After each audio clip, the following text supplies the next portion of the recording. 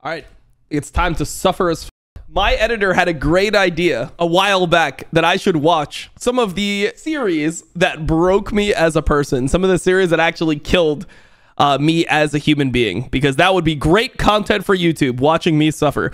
So the first one, and probably like one of the worst feelings of my entire career, was getting reverse swept by LMQ, because this was the first time that people were playing best of fives. Like, you got to remember, before this, best of threes were what people were playing.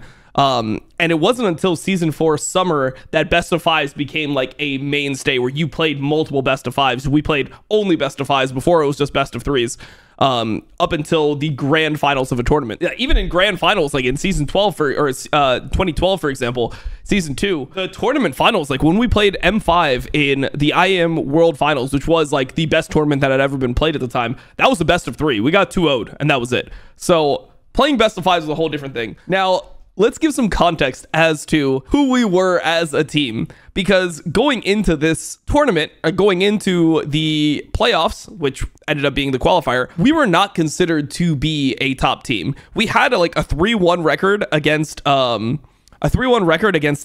I believe. Yeah, like for some reason we did well into LMQ, we did well into CLG, but we got smoked by Cloud9, we got smoked by TSM. We lost the complexity for some reason. I don't know why we would always lose the complexity. EG, so we would lose versus the bad teams and play like okay against the good teams. We were a very fucking weird team, but for the most part, we had been towards the bottom of the standings. Like, we were kind of making a run. First week, so this was the split where we were dominating scrims. We were like the best team in scrims. We were just shitting on everyone. We went from 1-3 to 2-4 to 2-6 to 3-7, 4-8. We're barely holding on to 6th place. 5-9. Then there was a super week. We won 3-1 in the super week, so we're 8-10, have a 2-game lead, right? And then we lost again. Went to 8-12, then lost again, go to 9-13. So we went 1-1, and then going into week 10, that's when we won a game. And then in the final week, we climbed 2 placings. We went 3-1 in the super week. So we actually did pretty well in the super weeks here. But we were a team that was not supposed to be able to compete with the better teams. This is also the split where CLG ended up sending their full team to Korea. So we weren't really a 4th seed. We were more like a 5th seed. 6th seed, something like that. That's how people viewed us. The only reason that CLG ended up being lower than us in the standings was because they ended up sending their full team to Korea, and because they sent their full team to Korea, they were not able to win 1 game. If they won 1 out of the 4 games in the final super week, they would have been 1 spot above us, right? So they would have just been the 4th seed, and we would have been 5-6, which is probably what we deserved, considering like how we had been playing. Where like Dig followed an opposite trajectory, where they were like good the entire time, and then they just fell off massively towards the end. From week 7 on, they won 2 games in 4 weeks, which was crazy. But we weren't supposed to be good. So we get into playoffs. We play against the COG that played the infamous boot camp. We completely smurfed on them, right? We 3-0'd them. Then we play against Cloud9, who was really fucking good team. It felt like Cloud9 and TSM were just the best 2 teams in NA at that point. Played against Cloud9, we got absolutely fucking smacked. We got 3-0'd, and this, I believe, is like the day before, right? Like, this was the day before we ended up playing against LMQ. So we get smacked, and less than 24 hours later, we are playing versus LMQ in a best of 5 to determine who goes to Worlds. So I have never watched this series in its entirety up until this moment. I have watched moments of it. I've looked back and like seen clips of it in videos, but I've never sat down and watched the series, because it's like, it's hard to learn from a series when you're going into a new season. Also, you're not going to play for like 4 months, so there's not that much you can take away from it. And it was just one of the worst experiences. Now, if you don't know who LMQ is, it was 5 Chinese players. It was just straight up an LPL team that moved over and took an LCS spot. This was something that was made illegal the next split. There was an import rule. All these players were technically grandfathered in, but there was an import rule, yeah, in the future to prevent teams from doing this. Because imagine if the whole league was Chinese. Imagine if Korea and China dominated so hard that their academy teams all came to LCS and they just relegated them out one at a time, and you just have like a full Korean league or a full Chinese team or a full Chinese league in the LCS. Like, that would be the fear, and Riot wanted to prevent that. They wanted to have still some amount of North American players playing within the North American LCS. So this was made illegal going forward. So our team was 5 NA players. I mean, Quas was technically South American, but he started playing a lot on NA. Yeah, he's from Venezuela, but we were essentially all NA. You had TSM, who had 2 imports, Bjergsen and Amazing. C9 was all NA. CLG had 2 imports, which is the team we beat. Dignitas essentially all NA. And LMQ was a full Chinese team that we had to play in the 3rd place match. First game, bro. Bro, the music. And she's not on the ban list yet. Neither is a mid lane ban. So, okay, well, there she is. But the mid lane... First pick, Rise. Covering Corki. I don't even remember. So Lulu was like OP solo laner at this point. This will come back to bite us. What did we end up banning? We banned Nidalee because of Ackerman, Nidalee top. And Quas is really good at Nidalee. So it felt like Nidalee was perma-banned. And then we banned Tristana. Holy f***, what is our draft? We were a really good Tristana mid team. And we played Nidalee top. And we're banning out our champions. Now, this was also a really, really weird series because Alistar was an OP top lane pick. Like, AP Alistar randomly came back for this patch, and people weren't sure of who could play it and who couldn't. So we could not play it, and we were losing to Alistar support as well. So because of this, we ended up banning Alistar because we had just got smashed by Alistar in the last series. No Lucian Nami. Okay, Nami Lee Sin. So, obviously, Chinese player... really good at Lee Sin. That's like just how it goes. All the LPL players, they just love playing Lee Sin. No Name came over. He was playing the Lee Sin. I always liked Elise into Lee Sin. I think Elise is a good counter to Lee Sin. So that's why we drafted that. We went the Braum into Nami, which doesn't look good. And it ends up being what? Twitch TF. Okay. So this is something that will end up being really interesting over the course of the series is the value that Yasuo has, because we were like, what the wait, they have all these range champions, we could just go Yasuo here, and Void was one of the best Yasuos at the time. This is the first season Yasuo came out. Obviously people will look at like the mechanics in games like this and they'll be like, oh my god, the mechanics were so much worse. It's because a lot of these champions were new, right? Just even think about the Udyr mechanics right now. Like, Udyr has been out for 2 years. Think about the level of Udyr mechanics we see in top tier pro play right now because it's a new champion, right? Like, people don't even know what the abilities do. And it's kind of like the same way when you go back and watch games like this. Like, a lot of like the EQ flash mechanics and stuff like that weren't really known at this time. So let's get into the game, bro. LMQ wins. So we're massive underdogs. If there was betting at this time, we would have been like 3.5 to like 1.2 or something. Like, we were massive underdogs coming into this. So no one thought we could win.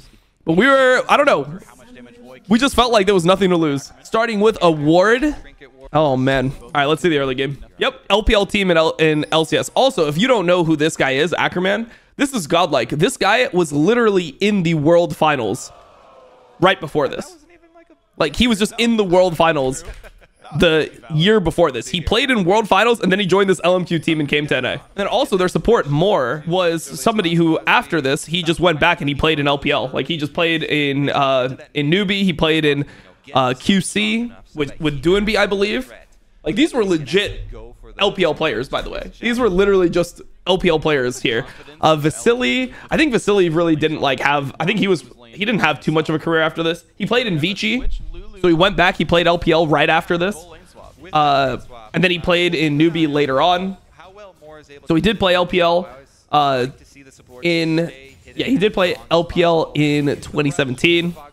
The E star. Look at the damage on Yasuo E. Bro, how broken was Yasuo E? Holy f, what is that damage? These health bars are so crazy too.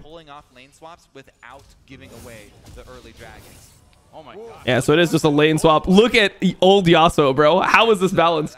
And getting through the early phase, Ackerman gets circled around on. And Laura's Rim, but Exhaust is already on. Can they pick up a kill there? The auto attack, the Q is going to land on Ackerman. He might have to flash. The stun is on the Foster's bomb. Wait, did Cobb have no Q? It seemed like they didn't even really want to go for that play, but you know what? It is what it is. We'll take it. But I'm just clearing my camps. Look at how long it used to take junglers to clear camps, by the way. Think about how long it has taken us to clear camps as junglers. Used to just like, it's like 3:15. Like right now at 3:15, you're like 3:10. You're full cleared, bro. You're ready to go. And then look at this, bro. Look at this situation here for the junglers, man. We're both just struggling. Look at just beating down, bro. Beating your wraiths to death. That shit is crazy. Going full circle, it's finally time to hate on myself. Bro, this is a series where I actually, like, there was some things I really hated about the series. We'll go into it later on. But there's a lot of bullshit that we dealt with in the series that was very messed up in my mind. Like, we had a lot of outside influence. Like, in our locker room, we had a lot of outside people that normally weren't there with us, giving us advice, and I think it really ruined the overall, like, vibe of what we were doing. Looking for some type of gank here. I mean, I don't really know what's going on. We should probably have dove bot. We should probably just go bot and dive it and just kill Ackerman here. But a lot of, like, the bot dives, I mean, turrets were, like, up back then. There was bugs with how turrets would hit Elise.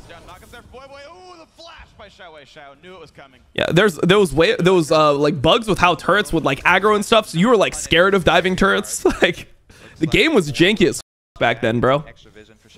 Yeah, Lisa and W made you heal with smite. It gave you like lifesteal. It's crazy. It gave you a spell vamp, and smite was a spell. Here they went on to Void Boy. Good wind wall. Gets bubbled. Nothing we can do. All right, they get first blood mid. So it's like, shit, bro. They made a play on us. 3-man mid. They're already Chinese. I bet you they were speaking complete Mandarin. Back then, game is still spaghetti, but it was so much worse back then. Like, for people that play recently, they don't know how f***ed up the game used to be to play. Like, there was just a lot of bugs in the game that you just accepted. And a lot of times, like, you would just play champions that were bugged, and you would just have to deal with what the situation was. You're like, all right, this champion is bugged. This shit doesn't work half the time, but the champion's still pretty good, so we'll just take it. Covering lanes used to be a big thing. I hit level 5 off this. Kind of hard. I mean, one thing that I realize is, like, when I go back and I look, it's a lot of the comps, like, they don't really set you up for success. Like, people would just pick things that were strong in their roles, but there really wasn't like team comps. This is before there was coaches on stage. So things like Elise, like, bro, you would never want to play Elise with a Lulu top and a Braum, right? Like, you want to play Elise with aggressive supports. Like, at this time, Thresh was considered an aggressive support. You know, Leona, Thresh, you want to be playing it with a Renekton top, something like this. But we were just throwing random Elises in comps that just didn't make sense. Young Elise, yep. Okay, D-Ward. Knowing W was an auto reset was like a big thing, bro. Like, people didn't know that W was an auto reset on Elise. Like, there was a bunch of pro players that just didn't even do that. The auto W, like, just wasn't a thing. That was a huge advantage that I had, and Meteos had, is like, we were the 2 best Elise players in North America, and we just realized that your W was an auto reset in spider form, and that was enough to be like, but damn, bro, your champion does way more damage now, you know?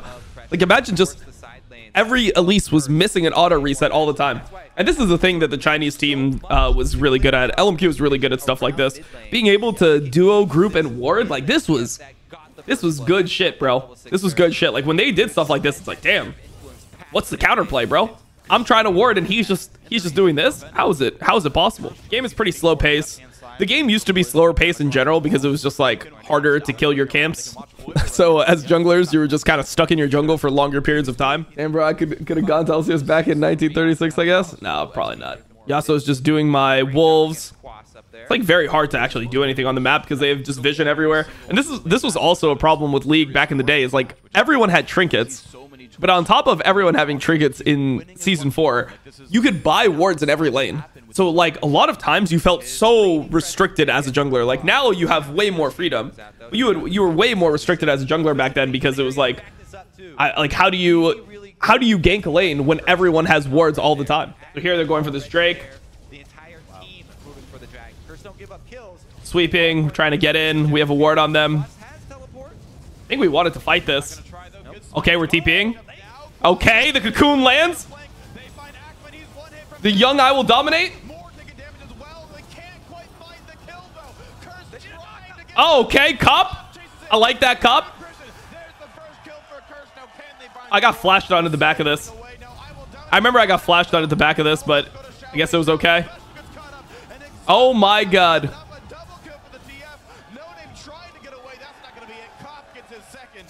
All right, all right.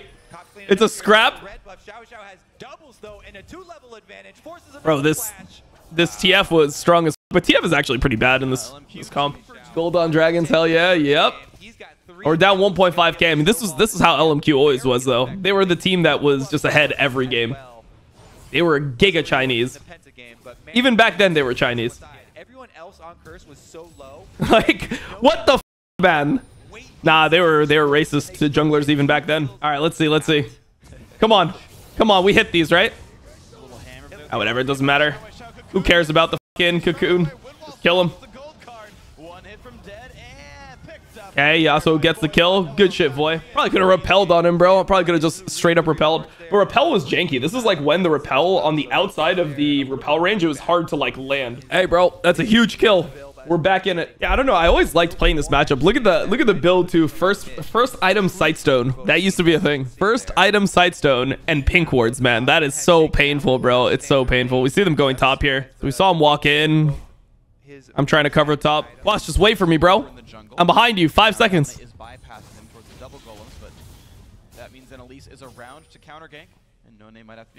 I'm here. What can we do here? Oh? Bro, look at the cocoon. Look at the cocoon.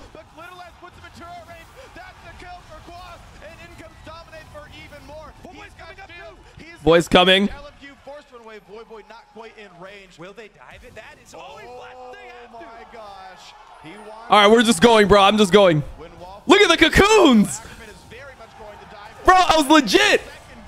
Let's go. Let's go. Void flashes the wall. We were hyphy, bro. I like that, boy. I like that. We were hyphy back then. This is like the things that we were good at. We were completely retarded when it came to macro. We were just zero fucking macro, but we were like hyphy. We just knew how to like scrap kind of. And that's why we generally did pretty well against LMQ, is that other teams would just get rolled over or we'd kind of fight them. Okay. Look at the walkthrough. Just walk through the turret. Hit the E. Walk it out. That's the boys right there. That's the boys. Nah, Void was my goat, bro. We're ahead now. And I got some wards down in their jungle. All right, not bad. Look at how long the death timers used to be. You die, you're dead for like 30 seconds. Like in level 8. Static Shiv EQ did way too much damage. I mean, hey, bro, it did damage, but Static Shiv was just a broken item. How old was I in this game? I was 24. And now I'm 34, so it was 10 years ago. Wait, what date was it? The 31st of August. So in 4 days, it will be a decade ago. So we're back to a 300 gold game. After all the craziness 14 minutes in, we've equalized basically all the gold here. Well, it was such a great counter gank there by Dominate in the right place. Because damn, and they're glazing me. Back in the day when I was glazed by free. Oh wait, I forgot you didn't have upgraded sweeper until level something. Wait, how did you upgrade your sweeper? You got like upgraded sweeper at a point. I forget when it was, but you upgraded your sweeper at a point and then it was around you. But you needed to do something to upgrade your sweeper. So it used to just be an area would be swept. Level 9. I thought it was level 9, but like he was level 9 with the sweeper and it didn't upgrade. So. Right now, though, it's time. Oh, okay. I see him. We're throwing hands. Who cares how Chinese he is?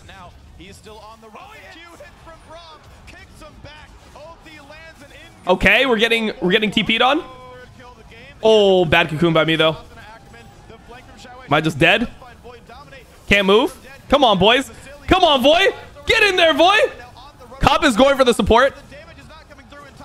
We're hyphy, bro. We're hyphy. What was that? 4 kills? That was kind of a banger fight. Bro, I remember in the moment, this shit was going by so fast. This shit felt life or death. Bro, look at junglers. 0-2-5 for no name. 0-2-6 for me. Like you were just a back in these days. You have a sight. I have a sight stone. He's probably gonna go sight stone. You had to buy wards. This was a time where there was a huge gate between solo queue and pro jungling. There was a huge difference between solo queue and pro jungling, because in pro play you just had to buy a lot of wards, and managing it was a whole different part of the game that people didn't do. 5 mana on Drake. Skip the Athenes, but gonna go straight into that arm guard next. Dragon going down here. Everybody What happens here? Should be a party. This is gonna be fun, especially with the slowdown. Get it? Op's going bot. Wait, we're 5-manning mid? Hell yeah, bro. Season 4 macro. Like, yo, they're going mid. All right, we have to go mid to defend it. Can't get there. Took us a while to realize. Oh wait, Yasuo should go bot. Nice. What did Dragon do again? It just gave you gold. It was just gold for everyone. Trying to compete for their blue. We're hitting top turret. Bro, we just have no one bot. We have no one bot, and everyone's just top, and we're just contesting this blue. How mentally ill is this? How mentally ill is macro back in season 4? Oh, just 4-man invade enemy blue. Baron is already up at like 15, right? So gotta be careful of the Baron. Merc Treads in this game. I guess Merc Treads makes sense. Playing versus Rise TF. Rise TF Nami. Some CC on enemy team. Look at how poor everyone was at 20 minutes. Like for the most part, everyone is giga poor. CS numbers. I mean, I'm on like 93. Lee Sin's on 79. But jungle CS used to be f***ed up. Like you would only get 1 CS for doing the Gromp, or what was the Gromp equivalent. It was called the White. Okay, Special's going to be protection here from Cop, but he's on the wrong side of the wall. The flash gold card lands. Damn. Gonna go down right away. Look at we canceled our TP, bro. You used to be able to cancel your TP. Quas was TPing and he canceled it there. All right, 0 macro, nice. Bro, look at the dragon de-aggroing here. Look at how finicky dragon was here. Look at it insta de-aggro when it goes to right here because we're out of the patience range, which was like invisible, right? Kind of no. Now they have a ward. The Lee Sin has flash as well. No Name can go for this steal. Here's the TV for Ackerman. Oh, the Q misses from No Name. Can he ward? Okay, we hit that smite. Doesn't want to use his flash to get out. Oh, look at the cocoon again. Come on. Can we do anything? Oh man, we're getting analed. No Bravo, nothing. Okay, well that's a way to lose the situation. What's this? He spends it all on gold chain and gold tooth. Just the front guy. Okay. Wait, I'm kind of clean this game, no? Go Baron, no? Go Baron, go Baron. Can we Baron? Can they even bait in LMQ though? They've got Oh, we're baiting, but they have TF. Nah, we should have just started it, bro. We're so retarded. We're mega retarded, bro. What the f is that, bro? What the f is that shitty little Baron? Nah, we're just ill. What happened here? Brom got a pick. What are we doing? Oh, I flashed on Ackerman. Is it even good? Oh, Jesus. Oh, it's so North American. Oh, God. Why didn't we just start it? We should have just started hitting it. We were just scared of Twitch, I guess. Twitch was really strong. Oh, my God. What a disgusting turn. I mean, Special was 5 screens away when this started. And we could have just hit the Baron. I'm pretty sure we could have just done it. What happens here? Wait, hold on. All right, we get them off of it. Now what do we do? All right, let's see the replay. Oh my God. Oh, wait, that's so f***ed up. He could flash during the Yasuo ult. Look at this. Yasuo ults him, and he flashes during the Yasuo ult, and he's stunned over here. Wait, that's bullshit. We lost 2 games because of this bullshit. This is f***ed up, all right? This is f***ed up. We were one of the only teams that played Yasuo. They made it so you couldn't do this anymore. Like, the Yasuo will always be on top of you in the game. We also missed the Braum Q there. And then I don't know, like I like flash on Ackerman. I don't even know. We can't see into the but this is just a horrible place to be fighting. Bro, I'm an item up though. Nice. We have a locket. What? I can't believe that this was the build back then. Fuck, I really want to control this bush. When playing against the Twitch about those ambushes. Wow, they really want control of that bush.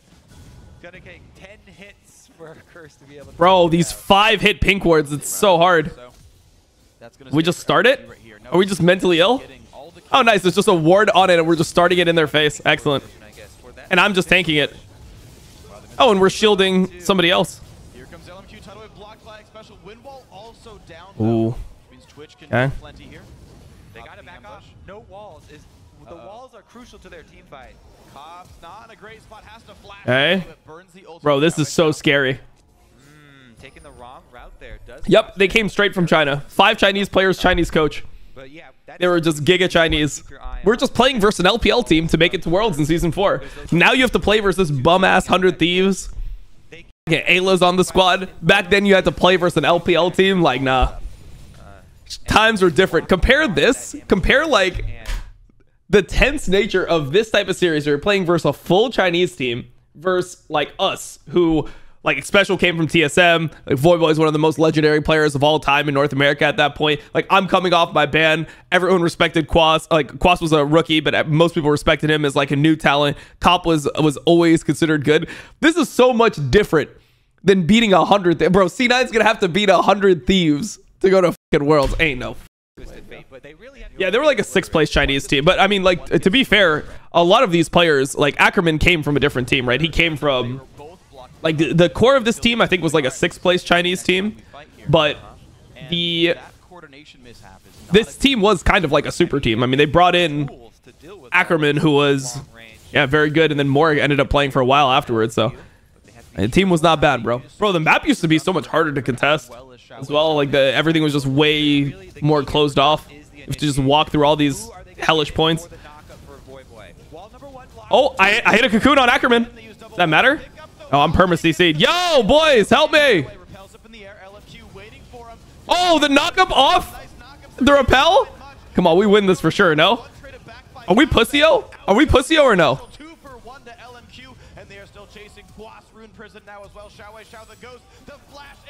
Bro, are we pussy-o or no? I feel like no one's walking up. Well, also, we f***ed up our wind wall and Brahmi here. We Brahm E the wave, and then we waste wind wall as well. Then I cocoon Ackerman. We have to get off of it. I'm CC'd in front of everyone. Here we did the combo. Like I E onto more, and then we just Yasuo ult me, or we Lulu ult me, so Yasuo can ult. Looked good. No name kills me. He dies for it. Flash root. Oh my god, bro. Wait, did I steal Drake? Wait, I stole Drake. Wait, I'm the GOAT. I didn't even realize I stole Drake. Okay. My team is pussy as though, I think. I guess, bro. I guess without wind, I guess since we wasted our wind wall, we can't fight. Was that smite range? I don't know, bro. We just got it in. They have no jungler though. They could go Baron here if they were smart. We have TP, right? We have TP on Quas when he spawns. I guess we just lose Baron. Like the way our team worked is essentially like the hierarchy was no one, like our team didn't actually. So this is kind of, we became boys with Xpecial later on, but we wanted to play with Bunny Fufu. Like Bunny Fufu was our support in the previous split, and we wanted to stay playing with him because we overperformed. We got like 4th. We were a pretty bad team. We had multiple support changes. We had Zekint, who couldn't play, then Saint Vicious subbed in as support for a couple weeks. Then we got Bunny Fufu, and we made a run. We made it to 4th place. So we were like, okay, we're like pretty good. Let's keep this going. And then Steve just signed Xpecial because Xpecial was coming from TSM, and they were like, oh my god. And you know, Steve was obsessed with names and stuff. So it was like, oh man, we're getting Xpecial from TSM. Like, we have to do that over this like rookie Bunny Fufu.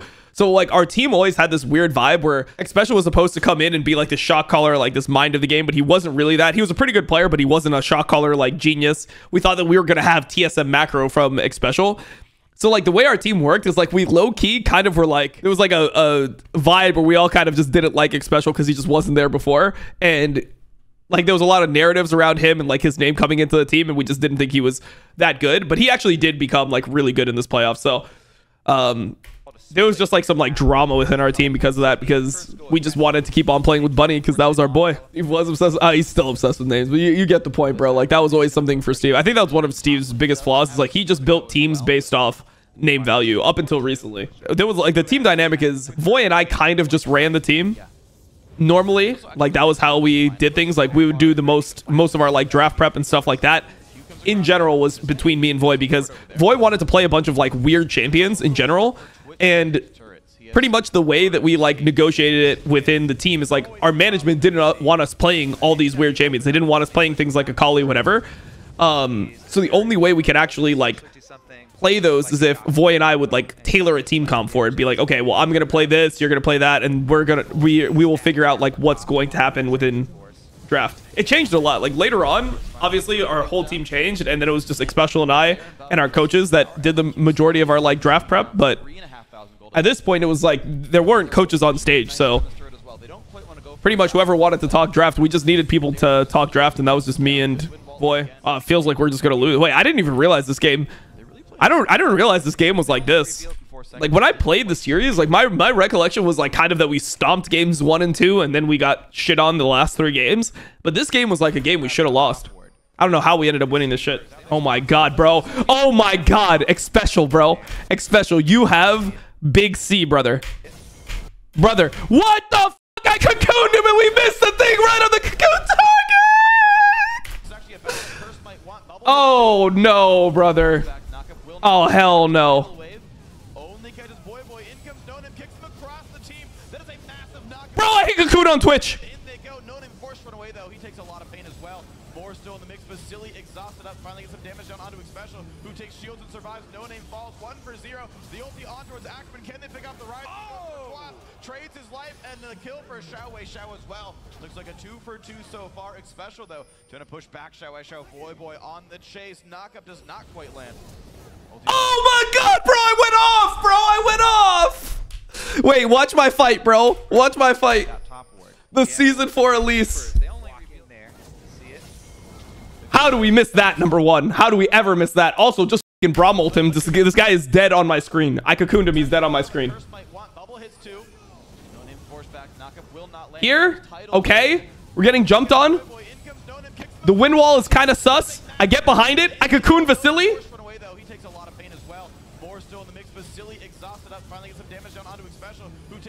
Okay, we kill Lee Sin. Good from Voy.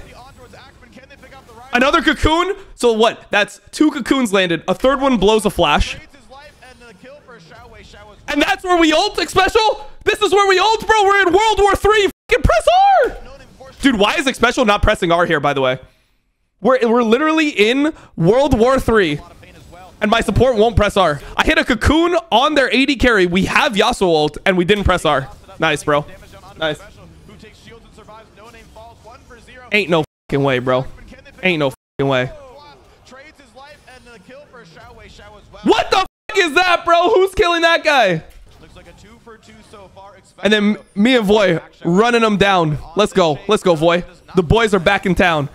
Boom! 80 carry. Bro, no flash. No flash from Vasily. He can't even flash that. He could flash that so easily. I'm obviously joking. He's now having to run away from Xpecial. Curse splitting up. They're going to take the dragon after this, but Boy's on the chase. Boy, 1 hit from dead. Big Voy. Nah, I'm already triggered. This is in our win. Oh my god, our loss. I'm going to be so triggered. Why am I playing Elise? The only reason I'm playing Elise is because Meteos just shit on us with Elise. So like, I was like, okay, bro, Elise is broken. It was nerfed, but I was like, I'll still play it. What happened here? Oh shit, bro. What is this TF damage? APTF, what the f? God damn. How bad was jungle back then? I mean, this is like how jungler is built. You essentially just go your like spirit item and then you just go tank. Boy gets caught out now, though. Oh, I hit Vasily again. Well, LMQ still forcing him away. It is a 5v4 for 30 seconds. Out goes Curse. Now LMQ do have decent vision. Oh my god, Vasily just ran it down. Holy, Vasily just ran down the entire game. Respect. Respect, bro. Thank you, Vasily. But they want to keep going. Wind wall used as well. No more damage taken. Word control back. Xpecial got to be careful. He overextends. Go. Now it's hubris, or as we said. Oh, it's so painful. What happens here? Can easily jump right on him, but Xpecial gives one back, and now they can jump on Dominate. Gate back up. Wow. I hit it, bro. I hit my cocoon before I died. Help me, boys. Help me, boys. They're inting to kill me. Good shit. Good shit, team. Good shit. We do Baron? What do we do? Yeah, nice, bro. They fucking inted to murder me in my own jungle. Well played to you guys. They can't get anything because whoa, they're gonna do it. What the? All right, they're gonna 3-man Baron. Never mind. Well, no name's dead anyway, so it's just up to the damage out. But Axman wants to stop this. Bro, I was shitting my pants here. Okay, cop. Okay, cop. He realized he's like, wait, hold up. If I auto them, I do insane damage.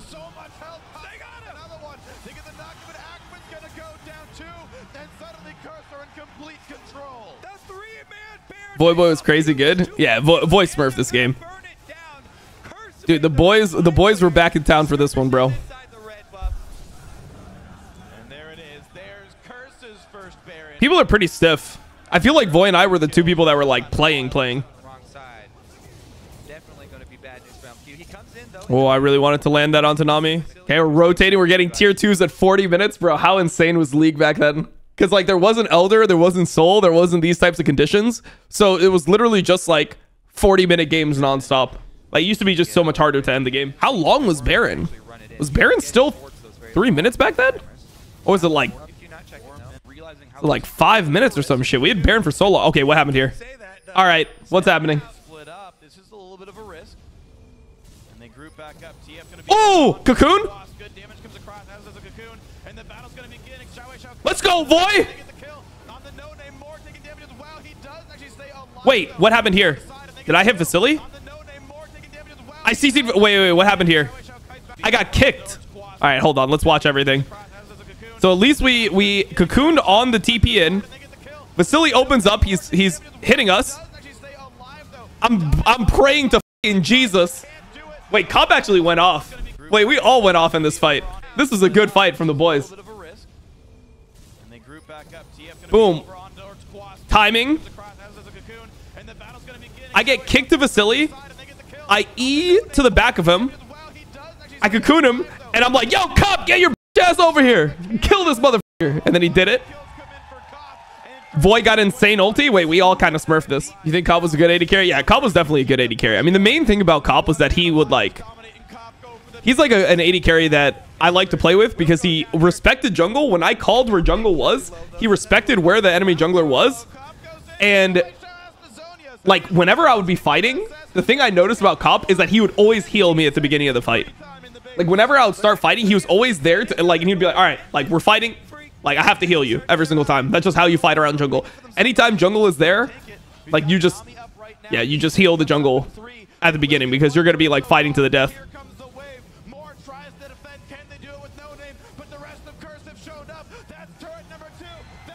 How good was Zhao in terms of elite mid laners at the time? Zhao at the time? Zhao was really good. I mean, he might have been like the best mechanical mid in Actually, no, he was second best. Bjergsen was the best mechanical mid in the LCS. Then it was Zhao afterwards. And then you had like Hai and Voy. And Hai and Voy were like just psychopaths. The thing that made Voy so good is that he would pick random champions. Like he could play every champion. Because he was a top laner, right? So he could play just random champions mid all the time. So he would always have like unique picks that could completely 1v9 a game. But Zhao mechanically, like he was just Asian, bro. Like he was Giga Chinese. He was rank 1 in solo queue easily, by the way. He was my boy as well. Zhao was my boy. I duoed with him all the way to him being rank 1 and me being rank 3 in season 4. So nice. I was just colluding with the enemy. One of my good friends at this point was Zhao, and I just spent all day duoing with him. Because we just met each other in solo queue and I was always playing against, we were always playing against each other and we were just beating each other. So we were like, okay, let's just queue together. Because you used to be able to queue all the way to rank 1.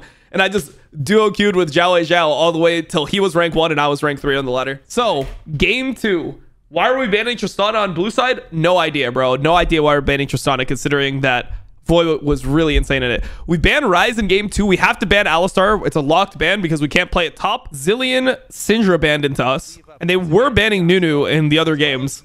And they banned Nidalee because of Quats Nidalee top. So we just said... So the thing that was so troll about this for us is that we actually hadn't had much success on Syndra recently. Like, we didn't really want to play Syndra. We played Syndra in our first series against CLG. And it worked really well playing Syndra into Link's champion pool. But in this series, we were really afraid to play it because in scrims, we've been playing to Bjergsen all the time because Bjergsen was on the other side of the bracket, right? And most likely, like, people thought we were going to lose to Cloud9. So the only time we would meet TSM would be in finals. So we scrimmed them all the time. Whereas Cloud9 and TSM, they just assumed they were going to play each other in finals, which did happen, so they didn't scrim each other as much. And we were playing against Bjergsen all the time, and he kept on playing Fizz and Zed into Syndra, which were hard matchups for Syndra at that point. So we didn't really want to play Syndra. And if you gave us Nunu, we would auto win. We literally thought Nunu was like the best champion in the game. I didn't lose one Nunu game all playoffs. Like, when we played against Cloud9 the series before that, it was banned every single game. In this series, it was banned 4 out of 5 games because you cannot give IWillDominate Nunu in season 4 or your game is over, and you're going to see why. They go for Lulu to take it away from us because we played it top, and they go for Maokai top lane. So, like, the Lulu is obviously not going to go top. Maybe it goes mid, actually. I don't remember. Kha'Zix comes in. This was a big pick. What do we go for? Mundo top. We liked Mundo into Maokai, and we go Thresh into Lulu. I mean, Thresh was just OP champion back then. And they end up going Zed mid. So this is our game. I'm so old. I remember these days. Bro, why am I playing grungy Nunu, bro? I'm playing Cookie Monster Nunu. Nice. This is a series you guys missed Worlds on? Absolutely, bro. Absolutely. Yeah, so the thing that we realized was that Consume was broken on Nunu. Or I guess it was just I realized it because I played Nunu. But like, what we realized as a team is that Q Max Nunu was broken. where everyone else would max E because they're like, oh, like you need to do damage, right? So they would max E and then W second, and I would max consume on Nunu because it was like on a 5-second cooldown, and it would do 1,000 damage to objectives. And then what I would do is I would go a bunch of CDR. I would go a bunch of ability haste. It was called CDR at the time.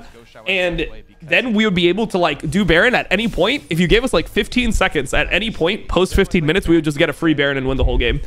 So this was like the tech with Nunu that no one realized, and that's why Nunu was permabanned against us, because we played it in the previous series versus CLG. We beat them 2 out of 3 games with Nunu, like stomped them, and then like in scrims we won every single game on it, and then in competitive play, like in this series, we only got it 1 time, and obviously it's just a win. So it was actually broken. All right, we're running mid. Gotta help the boy wonder. Oh, I can't do anything. Damn.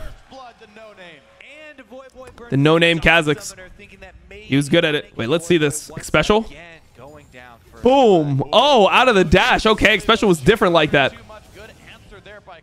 He was like known as the Thresh God at this point, which was like another thing that I think our team was low-key salty about, is we played with the real Thresh God, who was Bunny Fufu before this, but because like Special had this one game versus I think Saint Vicious in like season 3, where he flayed Saint out of like 5 different Jarvan combos. He could just flay the Jarvan combo every time.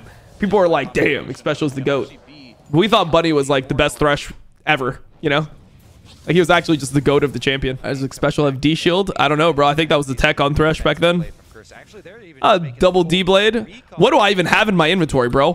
What the f is in my inventory? I literally don't even remember ever buying that before in my life. What the f is that, bro? I turned it into a quill coat. Is that a quill coat?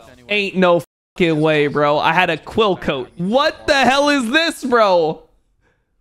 What is that builded to? Oh, this is how you build Spirit of the Ancient Golem. You go, how long was this in the game for? Oh, they put it in the game randomly for like 9 patches and then removed it. I don't even remember this existed. Places a stealth ward at the location. So it used to place a stealth ward at the location and you could build it into Ancient Golem. Nice, bro. I had a quill coat in my inventory. It only existed for 9 patches in season 4. Holy shit. Bro, this has been fun so far. It'll become not fun soon, but I've had a good time so far. Oh wow, so they know he's nearby regardless. Good attention and awareness. Bro, I never do streams like this anymore.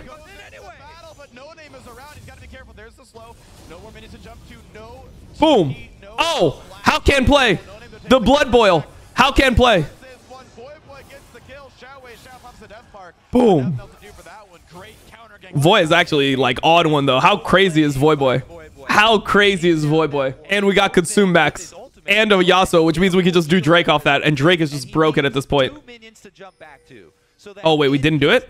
Oh, we're scared. Wait, why are we scared? I guess we should be scared. I guess we should be scared. They're gonna contest it. We're gonna lose that. Never mind.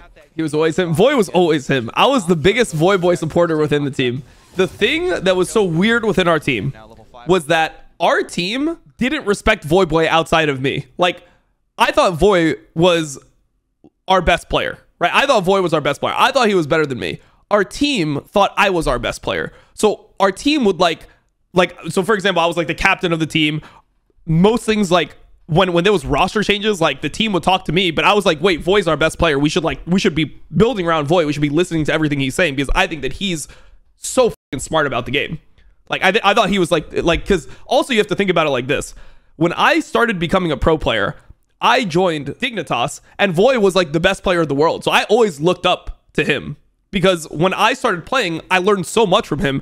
And like when I was a rookie, Voy, even though he was like 5 years younger than me, he was just like the best player in North America at the time. He was just the GOAT. So I always was like, okay, he's swapping to mid. Like, it's his first split playing mid, so he's not going to be as good at certain aspects of mid, but he's just so insanely good at the game that if we just listen to him, we'll be the best team. But we were always fighting against Voyboy's logic. So our team had this weird dynamic where like people are like trying to like come to me for like, oh, what do you think we should pick mid? And I'm like, why are we not asking our mid laner what we should pick mid? Why are we not going through him? And it's because they had like these analytics at the time where like this is going to sound so fucking mental. So the way that they determined who the best players on the team were was that after every single week of LCS, Mark Z and Steve would sit in a room and rewatch all the games, and they would grade each player's score out of 100. Like you're going to school, like A minus, like whatever, like 90. Like, and because up until that point, like Voy had some like really bad games where they would give him like really low scores, and they would be like, yeah, this is just like the most objective way to do it. And because I had the fucking highest scores on this like made up thing where they would like evaluate like who scored the best, who graded the best, that's how they came to like these conclusions. This was like season 4 analytics, bro. They did grading, and they were like, oh, Dom had the highest grade, so we need to like play more into like, and I'm like, dude, just Voy is our best player, just trust me, Voy is our best player. So it was just like a very like weird dynamic that our team had, where like Voy was constantly fighting against the rest of the team. And I think that this is a big reason that this is why like Voy, these were the last games Voy ever played. Like think about how good he is, how good he looks in these games so far.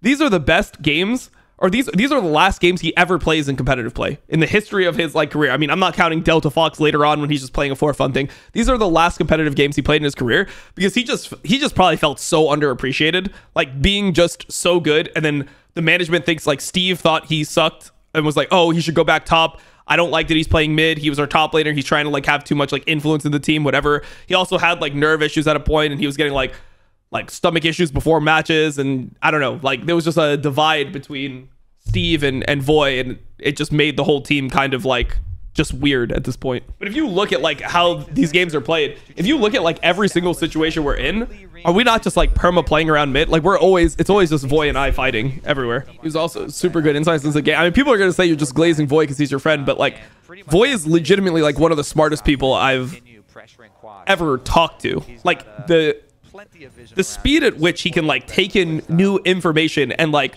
understand it completely and like spit out like a really good take is just crazy. I mean, yeah.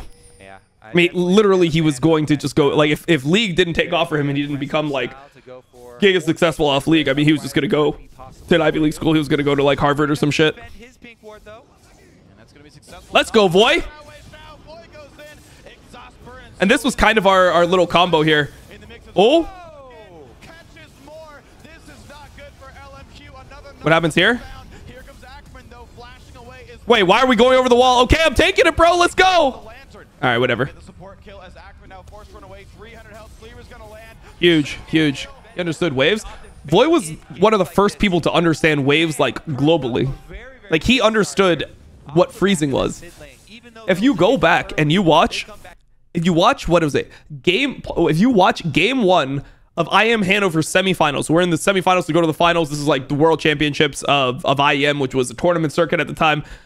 It's not as prestigious as World Season 1 was, but it was the best tournament that had ever been played. It's the one where M5 won, where everyone considered M5 the best team in the world.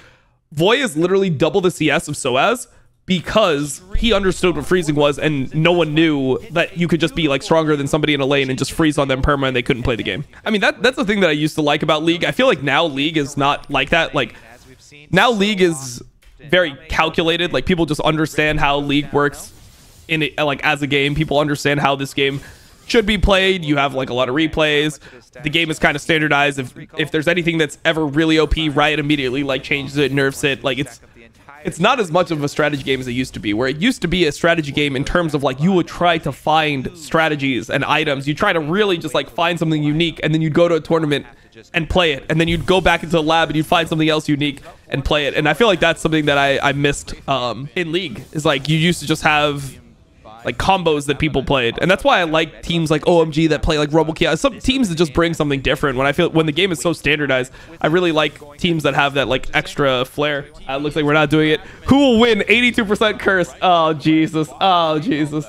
Do they just give it up though? They have Nunu. They can flash in and try and steal this one. Flash and smite available for Dominate. Is he gonna try? He flashes in. No, red. Oh wait, did I just hit the whole game? Dominate's gonna die first. Battle has begun now to 4. Wait, did I just hit the whole game? What just happened here?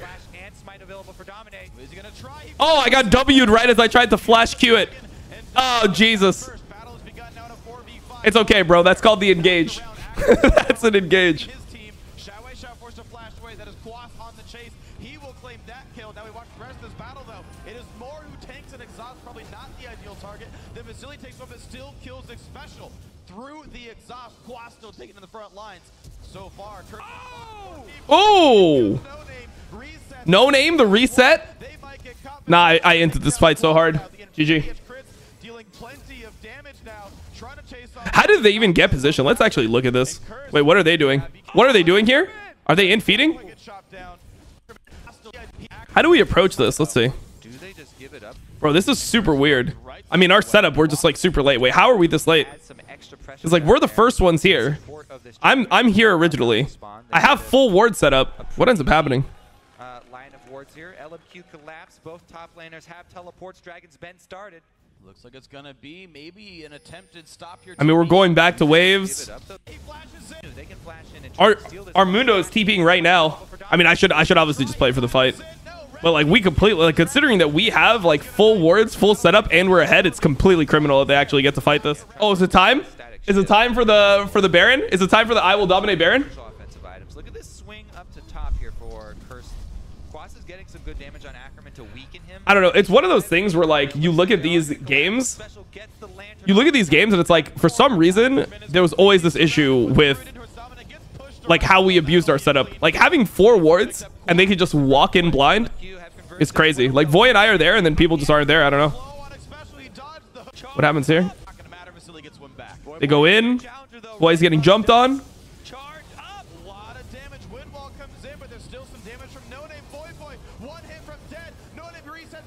Okay, absolute zero. I'm on the run. Red buff is there. Ice blast helps, but here's a whimsy. The shadow's up soon. Dominate gonna get slowed down. Gonna take even more damage. Run! Movement, movement, movement, movement. Come on, come on, come on. Get out of there, Dom. Come on. Ah, this is Lulu is so cringe. I'm just dead. He has W. And then we just did our Baron cheese anyway. In their face, bro. In their fucking grill, we do our Baron cheese. Just send it for the Baron, bro. F it. Saving my Q. Nope, nope, not a disaster. Never a disaster, bro. We have Nunu.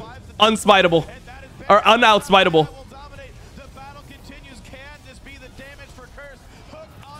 Oh, the combo. I like it.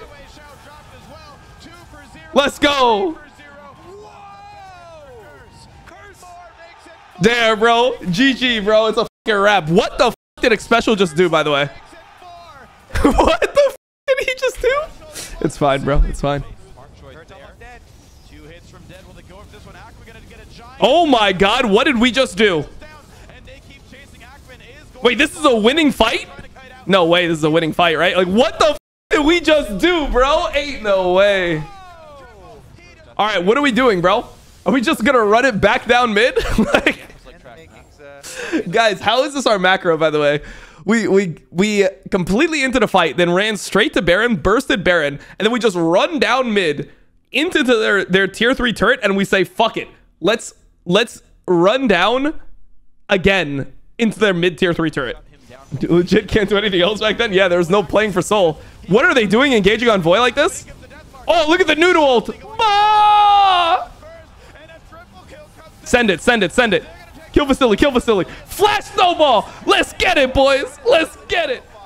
For the 2014 World Championship. Looking strong. Yasuo again. All right, boys. This is a 3-0 for sure. It's a 3-0 for sure. Like, how could they actually come back from this? How could they come back from this? They can't. It's just over. All right, let's play ads. Let's get another coffee. Let's play ads, and then we go into game 3 and we start the real downfall, bro. You know about T1 downfall? You're about to see fucking Curse downfall. Curse downfall. Oh my god, bro. And there was an exact moment, bro. I'll tell you the exact moment where it was all fucking done for us. LMQ Curse game 3. So there is the Alistar ban. We have to permaban Alistar this entire series. We're banning Nidalee on red side. And then there was like Nunu ban coming in, obviously. Zillion, they're banning it permaban. I guess the other ban is Syndra, right? Yasuo first pick. So now Yasuo has went from being R5'd on red side to first pick in the series because Zhao can also play Yasuo, and we had been picking it. We won 2 games with it, yeah. What is the idea? So they have Yasuo top. We take the Lulu. So Lulu's been high prio. They've been playing it support. We've been playing it top. We take the Corki for Cop. He's been really good on it. Okay, you end up with the Maokai pick. Now, this was an issue, bro. Look at their 1, 2, 3. This was an issue for us. They started doing this where they go Yasuo and then they go double tank. So they go Maokai top and Braum. And we have a Lulu. Like, how are we ever going to get through this much tankiness and a win wall? Horrible Elise pick.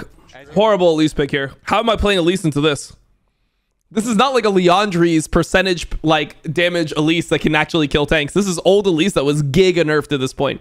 Elise, Thresh, Lulu, Corki. How are we ever getting through this? And it's a Kha'Zix with this, bro. All of these frontliners and effective tankiness, and then you throw a Kha'Zix in the mix, bro. It's so good. Ackerman was kind of goated. He was very good. I mean, this whole team, they were just very fucking good players. I wonder how good this team would have been if there was a losers bracket, because you got to remember right before this, they got reverse swept by TSM, but they were looking good versus TSM. Or did they get reverse swept? Maybe they didn't get reverse swept, but they had a 5-game series versus TSM, so they were close to as good as TSM at this point. And they just had the ability to play everything. Like every single player was good on their team, where in other teams there was always like 1 or 2 players that were kind of sus at this point. Look at the hover, bro. We're hovering Talon, bro. I can't believe that was Talon, by the way. Look at that shit. That's Talon. Does that shit look like Talon to you guys? What the fuck is that? All right, we are so outcomped here. Look at our comp overall. How outcomped are we? How outdrafted did we get? They had a coach, we didn't have a coach. You got to remember that. But how fucking outdrafted did we get?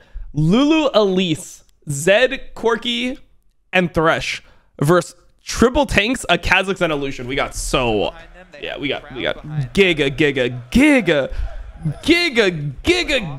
outdrafted. Holy fuck, we got outdrafted by them.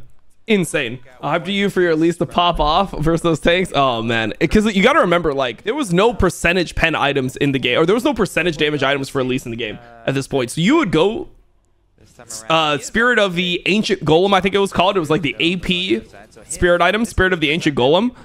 And then from there, it was just like, you're just going to like full tank.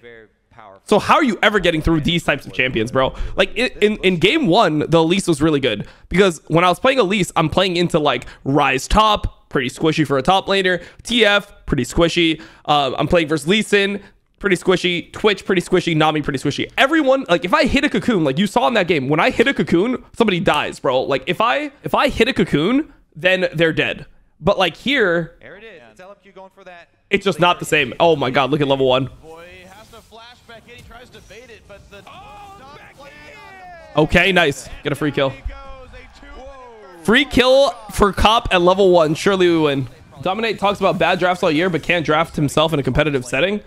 Bro, how do you think I learned how to draft? Like, the reason why I learned how to draft is because of these types of mistakes. Like, you make mistakes in competitive setting, and then you analyze those mistakes, and then you get better at it. The fact that I've been like thinking about drafts for 10 years is how I got better at drafting. Because games like this happen to me in super crucial moments, and this is like without coaches. This is before like draft was even considered such a big deal.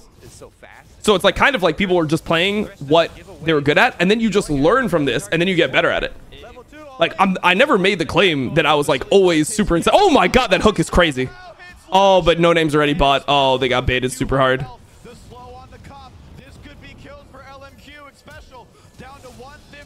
Oh, that's actually bad. Don't give it to Yasuo special. Don't give it to Yasuo.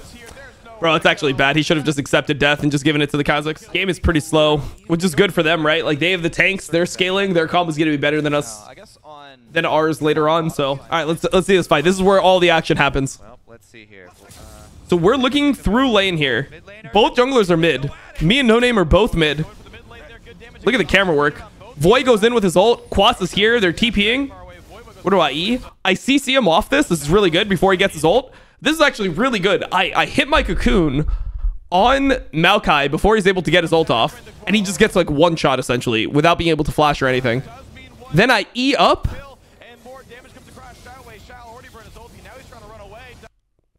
I land and I flash out. Maybe I could have got a better E here. How did we use... How do we use Lulu ult here? He ults Void. I mean, that's good. I E out. I land. I think I get my Q off and then insta flash. And then here I get jumped on by No Name at the end. Get the autos off. I mean, bro, that's 3 for 1, bro. Oh, dude, you don't understand the confidence we had, boys. You guys don't understand the confidence we had at this point in the game. Like, you're up 2-0. You win a 3v3 mid. It ends up going 1 for 3. We think we're 3-0ing, bro. We think we're going to Worlds. trading his life down. However, that's still 3-1 for Curse. Oh, Dragon, they want to make it 4 kills though. More get slowed. And there's the flay as well. The Glitterland are they not collapsing? Look at the shield, bro. Look at how giga nervous they are. flashed away from that will be Dragon. Look at how giga nervous they are. Our Zed is strong. I got a kill. I'm ahead. We're just completely ahead topside. If like when he jumped, like he overshot his jump. If I like had good enough mechanics at this point, I mean, no one had good mechanics at this point. Let's watch, right? But like if I had the mechanics to like when I see his jump like range, if I walk forward here, I don't die, by the way. If I don't walk back, he literally just lands in my turret and then we just get 3 for 0. But I mean, that's type of stuff that you try to nitpick in retrospect, and like literally just no one was good enough at this game at this point. Like now I would never die there. But I'm like, I've played the game for 10 more years than even at this point. Even though I don't play the game that much anymore, it's just everyone's mechanics are just so much better. Like he would never miss that jump nowadays, and I would never walk that direction. I would instantly click back the second I see it. But different era, bro. Game had only been out for 4 years at this point. Mechanics just weren't what they used to be. I mean, Voy was like insane mechanically in the first games. If you watch the first games, you're like, oh man, what happened here? I'm just getting caught. Bro, this is actually cursed. They have Maokai just waiting in the bush for me. We didn't see anything. We're walking in blind. We have TP top. We didn't realize that without TP top, we can't actually contest. So Maokai's already here. We thought this would be free. We're trying to get wards on it. Especially when I walk up for a ward. Can't lantern anything. Just get one shot. I mean, we shouldn't have contested this. Cancel the TP. Just go top. How did they get this tempo on us? What happened? So we killed them mid. So we kill them mid. We win. I don't know how they can get here first. They just walk here first. And because people used to be able to get wards, Yasuo pushes the wave. He goes, he wards my entrance. Maokai's already here. They're just playing for the objective as 5. We have TP. I guess we should just play for top turret here. No one knew that shit. I should just play for my top side and top turret, but like, I mean, that shit was impossible. I mean, we just thought we would win hard at Drake because we were like winning the game at that point. We take their blue. Okay. What's that? What happens here? Blade of the Ruined King. Ooh, Voy. Let's go, Voy. Let him know, Voy. Let him know, Voy. Goes in now for Yasuo trying to outplay. Glitterland's going to land. No name, not going to be enough. He goes back on a Void though. There's Whimsy. There's the damage from Voy, and out. It's so one. It's so one. Good shit, Voy. What happens here to Quas? And we're out. Bro, you're going to see the ultimate cancer. I was so mad because of this game. I was ahead before the Drake. Now I'm actually behind if you consider how these champions work. Like, Kha'Zix was giga OP at this time. We should have just banned Kha'Zix. But Kha'Zix was really OP at this time. And he's going, like, Hex Trigger.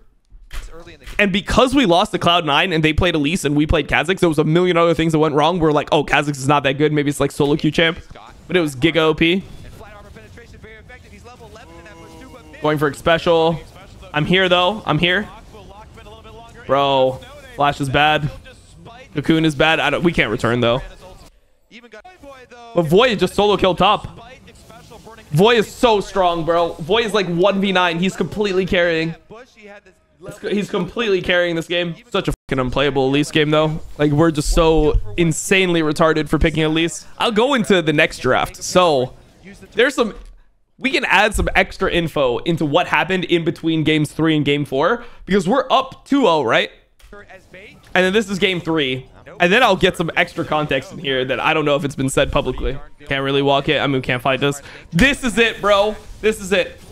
Imagine our mentality at this point. We're like, we giga win. Any fight with Zed is good. What is my Lulu doing? What is my Lulu doing? What is my Lulu doing? What is my Lulu doing? What is my Lulu doing? What is my Lulu doing? Quas is trying to take enemy blue.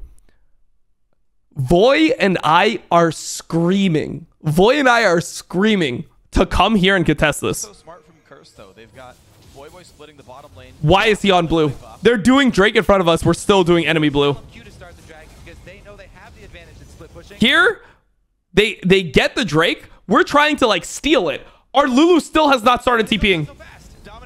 We're trying to go in, so like when I go in here, it's because Voy is like flinging from the back. Voy is like calling. Like, look at Voy's position. He's behind the Drake, and he's like, I'm going in. Let's go. He's so hyped in the comms right now. He's so hyped. He's like, we win. Let's go. F him up. Like, that was the type of player that Voy Boy was. He was a screamer in the comms. Like, he would just let you know, like he would love to get hyphy with the boys. Like, that shit would give him extra aura. And look at this. Like, I'm going in. What you don't see is, like, behind, Voy is already in the back, right? So Voy's in the back. I'm trying to time it. Our Lulu is still not here. Our Lulu is still not TPing. Look at Voy. I'm, like, trying to, like, stall time for Voy. Voy's in the back. Our Lulu is still not here. Our Lulu is still not here. I hit the cocoon on Vasily. We're trying to win. Our strongest member is already dead. Our strongest member is already dead here. And, like, sure, you can go back and be like, why did Void Boy go in when, like, Quas wasn't here? But why are we prioritizing enemy blue here when we're stronger than them? How much gold are we up? We're up 2k gold, which actually used to feel like it mattered back then. We're on 2 items on Void Boy. Why in the world are we playing for enemy blue here and not just, like, taking a fight when they are so much weaker than us? Void went in early? I mean, look, you can say Void went in early, but the Drake is, like, already dead. But because we spent so much time doing enemy blue, this is not global blue either. This is like old school blue. It's just blue for Quas. Because we spent so much time doing enemy blue, we're letting them take free dragon in front of us. Because they know they have the advantage in split pushing, but it goes down so fast. Dominate cannot get this fight. He flashes it anyway, though, and the battle has begun. Like, I don't know. We were just like we were just feeling it here. Deus Exhaust, Maokai Peels. I hit Cocoon on Vasily. It doesn't end up mattering. By the time that, like, yeah, this game is just over now. 3 kills picked up so far. This is a great fight for LMQ. Make that 4. We just didn't have our Lulu in the fight. But look, even after he takes the blue, he waits 4 seconds to TP. This is the type of shit that used to happen. Like, if you look at like 2014, 2015, like even I think 2016 is when League started like hitting that next level where it started getting a lot better. But if you look at like 2015 back to 2011, the amount of just random shit you'll see. Like, I was watching 2015 Worlds clips, and I was watching like Soaz play and like TP out of a brush like in front of Bengi, and he has Jarvan EQ and he just like doesn't cast it in the bush. Like, this type of shit used to happen all the time. All the time this shit used to happen. Like, you just end up getting a 4v5 not on Drake. Like, it's a 4v5, like late game Drake's 5v5, people aren't even here. Crazy. Oh, and then they get Baron as well. And then the game feels giga lost. We just went from 2k up to 3k down. Boys like playing for bot tier 2. We can't really contest this at all. How soon will Void Boy recall? They give up this inhibitor turret. Wow, look at that. Baron buff on the engage comes in. This could be bad for Curse. Giant knockup, special force run away. He will die to the Boy, we need you. They're ending the game, brother. the top of the map they go. It's the knockup onto IWillDominate turret. This is... We're like, we can't fight them 5v5 anymore. Voice split. I got hit by a Yasuo NATO. I was like in our fucking Nexus. Get my repel off. Go the other direction. We just have no damage, bro. This game is just lost.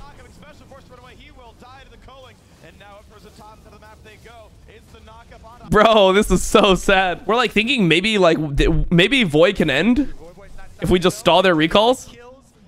I remember thinking this in game. Can we end? Can we end? Fighting the inhibitor turret, bro. He barely gets it. Or how crazy was it that W used to just slow straight up? Yep. No Name is the OMG coach right now. Yep. So sad. Oh. Nice. Our comp is good, I think. We can play. Wait, hold up. Hold up. Wait, we want to fight? Wait, we want to fight? What even happened here? We hook Zhao, really good hook. I throw my cocoon. I try to throw it past the Braum. It ends up hitting the Braum.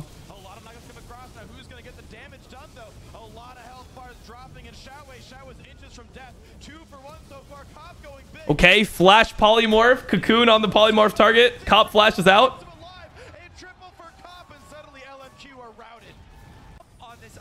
We're down 5k. We get Drake. We can win, guys. We can win. All right, they're on Baron. Let's see how this goes. Man, we have no setups. Do I have to try to steal it? Flash in? Nope. Oh, I have to go for a steal. The miracle steal. Can I miracle steal it and then we win the whole game? Can he make this fight steal happen? He wants Oh, the timing. Actually, how close was this back in the day? Let me see. How much is Baron at? 1,700? 1,500? Bro, look at how little. I drop it to 92. Oh, because this is before they nerfed the least damage on Baron. Oh, 92, bro. 92. Oh, Shibal, bro. Bro, it goes down to 800 when I smite. Because look at the damage on it. You can see in the top or in the bottom. You can see in the bottom left here. Look at the HP of it. Because I go in and I try not to smite like instantly. And I know they're going to obviously try to burst it with like Kazakh's Q, right? So... Bro, he ended up smite. Bro, he actually got the smite here. We both smite pretty much at the same time. I mean, we just can't win a fight at this point. It's so sad. We threw this game on the third Drake.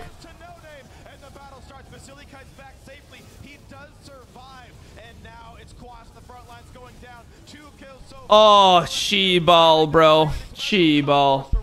I mean, Elise is just such a bad champion, bro. Like, you couldn't even go AP. You just had to go tank. Like...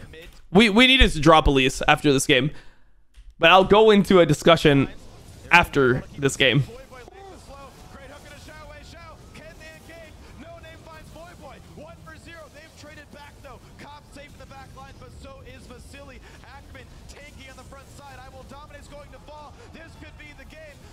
It's too hard to win.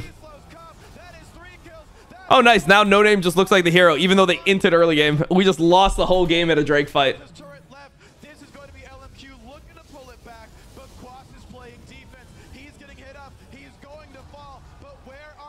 The 9-2 Kazakhs now. Oh man, I was so triggered by that too. I feel like junglers hate that shit. Junglers hate when like an early game goes towards you. Like we're like winning the early game and then there's just like a Drake fight that we hard lose. And suddenly it goes from like both of us are even to like he has 9 kills. So here's where we had a crazy situation happen. Let's add some context. So right now, normally in the room, it was just Mark Z and the 5 players. So it would just be Quas, me, Voyboy, Cop, Xpecial, and Mark Z. That was all we used for every other time. Like those would be the only people that would actually even go to LCS. Like in the room, it would just be us. And then sometimes it would be like our camera guy. Like Damien would be in the room. Damien Estrada would be in the room. He would just be in the corner. He would not actually be involved in anything that we did as a team. So after this game, Saint and Big Steve, Liquid 112, arrive, bro. Like, because they were watching in the stands, and then after this game, they're like, oh shit, like they might lose. Like they lost game 3, and they were winning in that game. They might lose.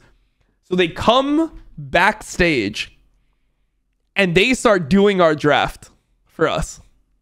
They start doing our draft, and they're giving us all this information. Like, okay, like you guys have to first pick Yasuo. You have to do this.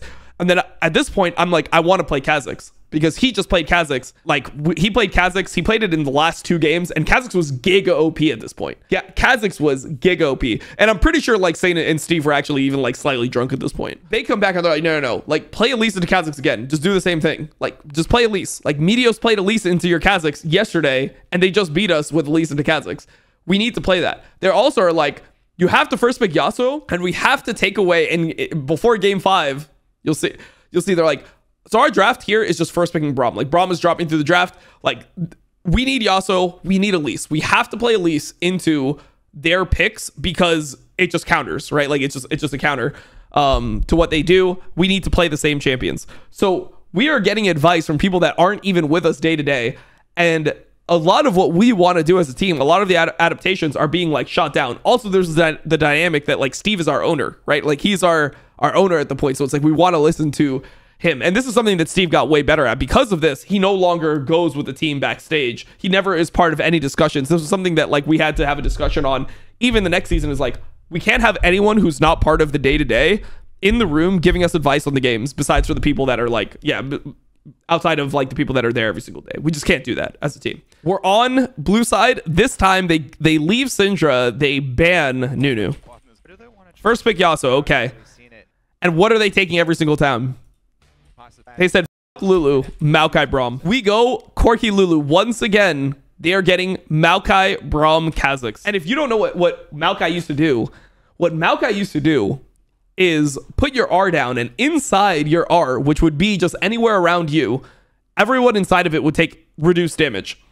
So when they played Maokai Kha'Zix, Kha'Zix went from being the squishy assassin to being something that was unkillable because it's inside a Maokai ult. We follow up with Thresh because we were confident on it, and they go Orianna into us. And this game was, I think, the most unplayable game of the entire series. And apparently, there was some inside information. So later on, we ended up getting the coach from LMQ. Because of this, Peter Zhang, who was the coach of LMQ this season, became our coach in Team Liquid for the next season. And what we learned from this is that apparently after game 3, the story goes that LMQ, they called Clearlove, who was like one of the best junglers in the world at that point. And they asked him, what do we do? We're getting like shit on. We're 2-0 down. And apparently, Clearlove said, just lock Kha'Zix every game.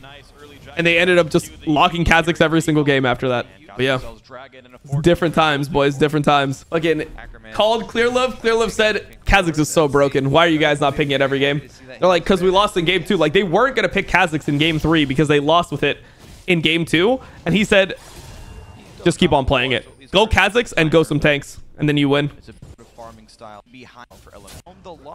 Let's see. This game is so slow. It's very hard to play out. The thing is, if you notice how the games have been going, in the skirmishes and stuff, sometimes we would outplay them. But if it came down to just setups, dragon control, vision control, like LMQ is much better than us at this type of stuff. So this game just was giga slow. Hey, we got top turret for it. Let's see what happens here. They just flash on Voy. Can't play. We're just late again.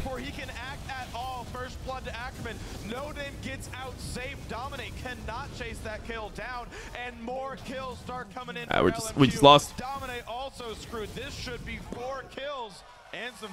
How unplayable is it? Actually, look at us. We're never first. They just flash on Voy. What can we do?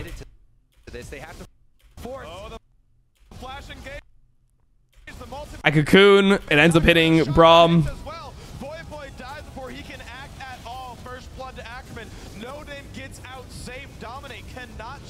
I land. I flash. This is the game, and it's 15 minutes, bro. It's 15-minute Baron. This one hurt, bro. We're down 7K at 17 minutes. We're so far behind. They have Baron and everything. And it all just came, like, there was no, like, real ganks in this game. There was, like, a me fake ganking mid. There was one where their mid, or their jungler traded flashes with my mid laner. It just felt very unplayable, I remember. Oh, it's a tragedy. Oh, it's a complete tragedy.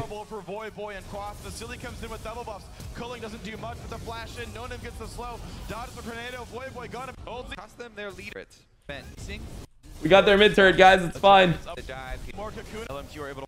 Uh-oh, here he comes. The fight is engaged. Shockwave was a very dangerous animal here. Uh-oh, here he comes. The fight is engaged. Shockwave picks up one. The battle goes in 2-0 so far as Voy falls. 2 games Maokai Braum. 2 games Maokai Braum so far. They get another Baron. It's just completely unplayable. I mean, how do we ever kill tanks with our comp? Like, Corki is as a champion at this point that was still doing some magic damage. It was like not good at killing tanks for sure. Like, that was the one weakness of Corki. Let's see this. How unplayable, bro. How unplayable.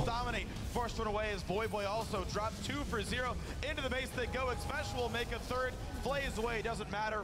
Maokai Braum, you just Maokai flash on the Yasuo. How can he play? So they destroy us in game 4. So it's like game 1, it's like super fucking close. We end up winning. We clutch them out. Game 2, we shit on them. Game 3, we're super winning and we throw game 3. Game 4, we get shit on. And now we go into game 5. Now, this game 5 was maybe one of the most triggering experiences of my entire league career. And the reason why I thought that this was so triggering was, like, look at our breathing, bro. Look at Quas breathing. Doesn't he look giga nervous? Look at him. Look at his breathing. I saw, like, bro. So backstage, we couldn't get a word out, bro. Backstage, no longer could the players talk at all. It was just like the whole game, Mark Z, Big Steve, and Saint had been coming up with a plan for us. Like, what is the plan going to be? So our plan was this. Yasuo had been first pick, right? The whole time this series. Yasuo had been the first pick after game number 1. It was like game number 1 was first pick, was last pick Yasuo. Then it was like we first picked it, then they first picked it, then we first picked it again. Now we actually lost a game with Yasuo. So it's like, oh, does Yasuo go down in prio? So our strategy was this. They told us 100% they're going to first pick Yasuo, right? It's first pick Yasuo 100%. And our whole draft was we have to pick Braum. We need to first pick Braum. They go Yasuo. We take Braum. Braum is the reason why they're winning these games. Actually, in retrospect, it's probably Maokai. But we were just like, okay, let's do it. They first pick Braum. What do we do? Guys, we don't have a coach on stage. Our coach said that they're going to take Yasuo and we first pick Braum. So what do we do? What we should have done is just lock in Maokai plus Yasuo. Or we go Maokai plus Kha'Zix. One of the two. Look at what we do instead. Look at what we do instead. We don't even discuss Maokai, bro. We don't even discuss it. We just say, oh, the lane is going fine top. Like, we'll just go Lulu into Maokai. Look at what we do. Look at how confused we are. Look at us. We have no clue what the fuck to do. We have no clue what the fuck to do. We're so confused. We're like, wait. Our whole draft was they are going to first pick Yasuo and we're going to take away the Braum. We're not even discussing Maokai. Taken out. Very easy for Shout just to go back to Ori 2 if Boy I'm like, okay, yeah, that sounds good. We said some crazy bullshit and I'm like, yeah. All right, let's do it. Lulu Lucian. Oh! And I remember we didn't even want to go Lucian here.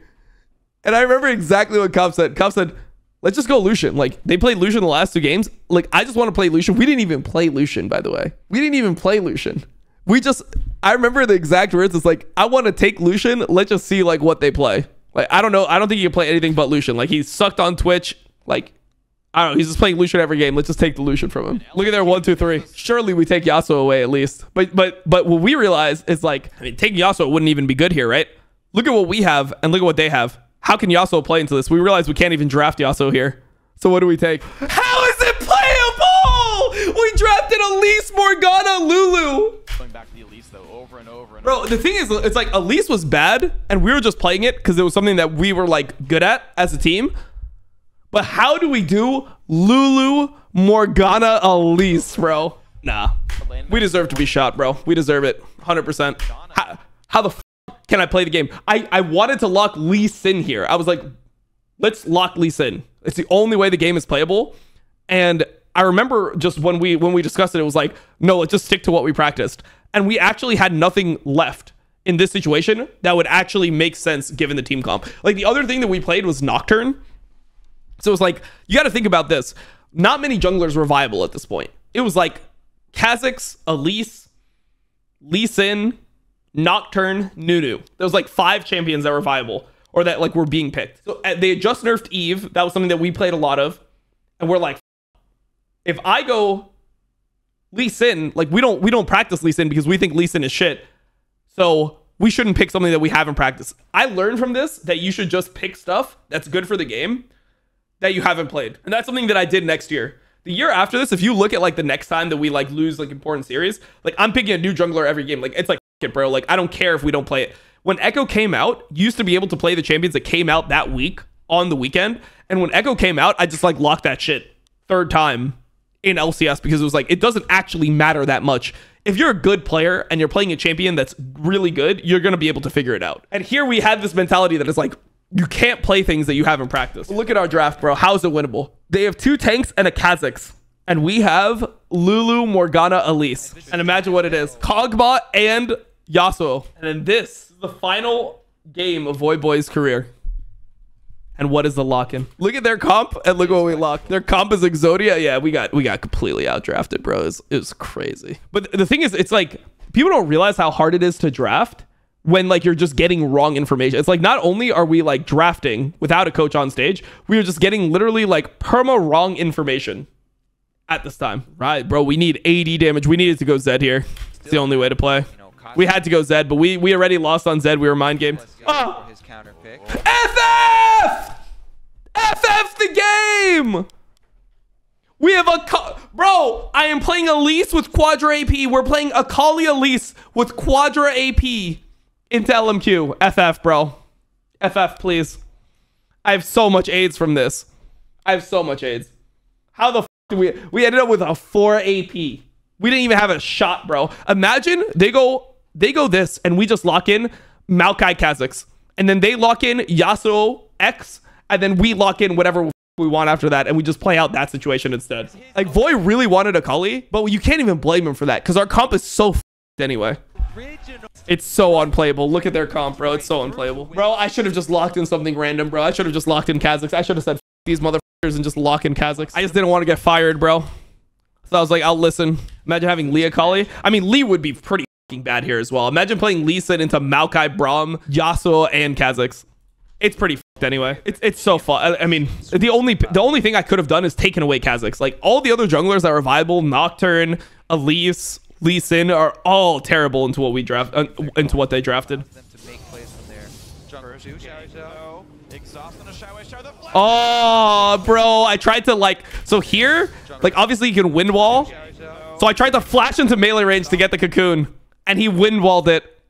He actually had the reaction, so we trade flash for flash there.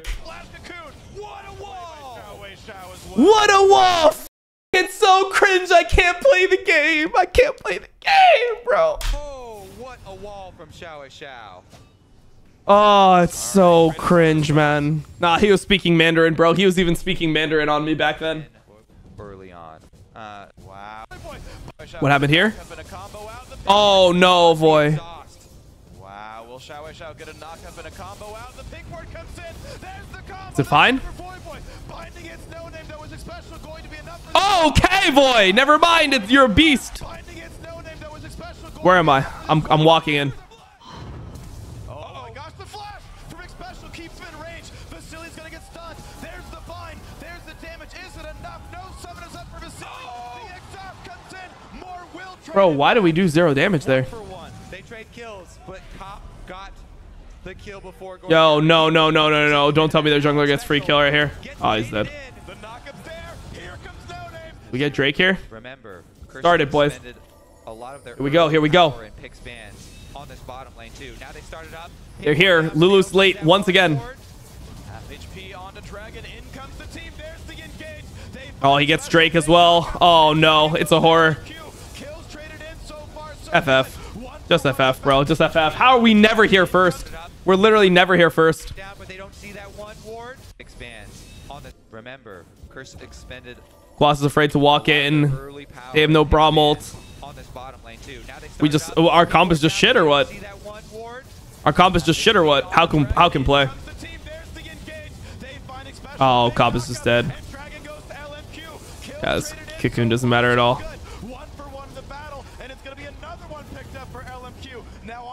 Oh, we can't play, bro. We can't play. Any outsmited Drake. I mean, he had fucking Kha'Zix though. They actually target special with the.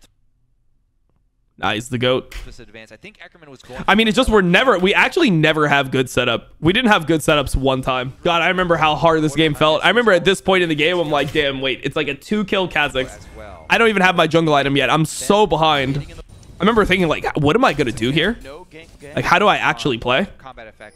Like, I flashed on mid. I traded flashes with mid. That was like something I did to try to affect the game, but I don't even know like how you play with our draft. I think we just griefed ourselves so hard. And look at what they start building. They start building MR. Okay, gonna get some Merc Treads on the Kha'Zix. How can we win? All right, you ready? You ready for the one? You ready for the fight? Oh, Voy is just in. Look at Voy flash here. They have them. They're all inside the Maokai ult. Oh, he didn't even flash. He just R'd. GG. The 5-man! The 5-man Morgana ult!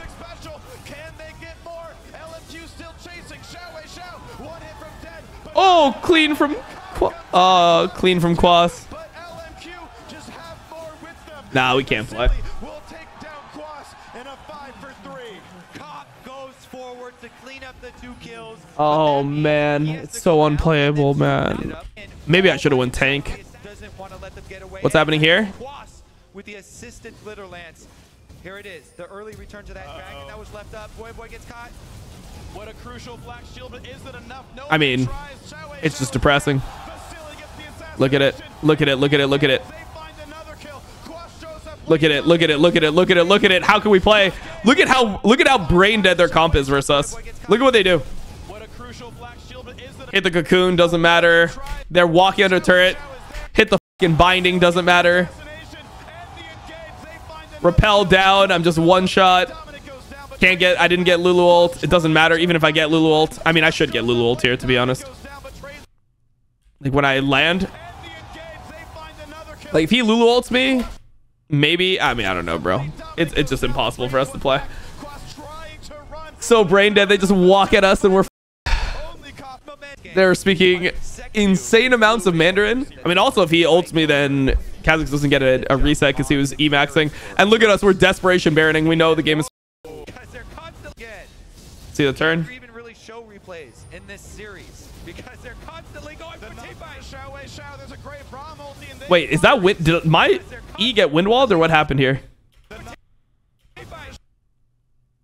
Is there a wind wall there that I can't? Oh, it got hit. It got Braum E'd.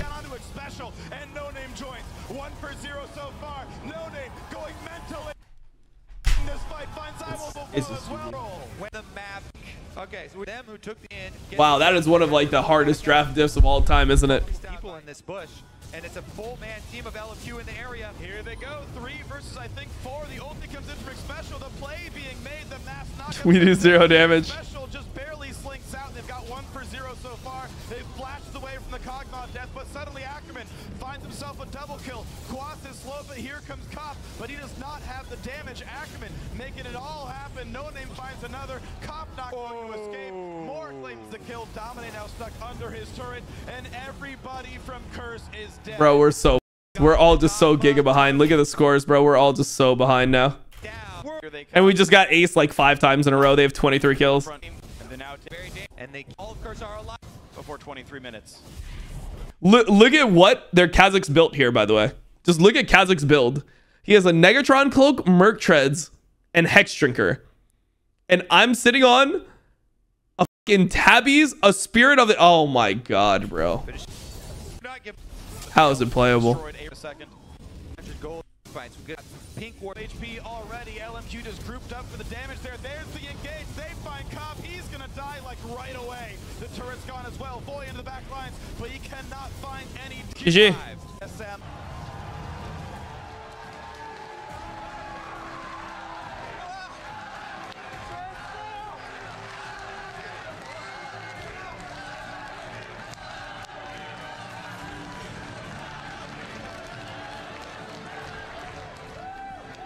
Okay, look, because Xiao Xiao is my boy. I told you I used to duel with him. Look at the homemade Xiao Xiao. What a road. He's like, hey, bro, come here. Bring it in, buddy. Hey, I just reverse swept you out of Worlds, bro. Hey, yeah. He just fucking went into my ear. Yeah.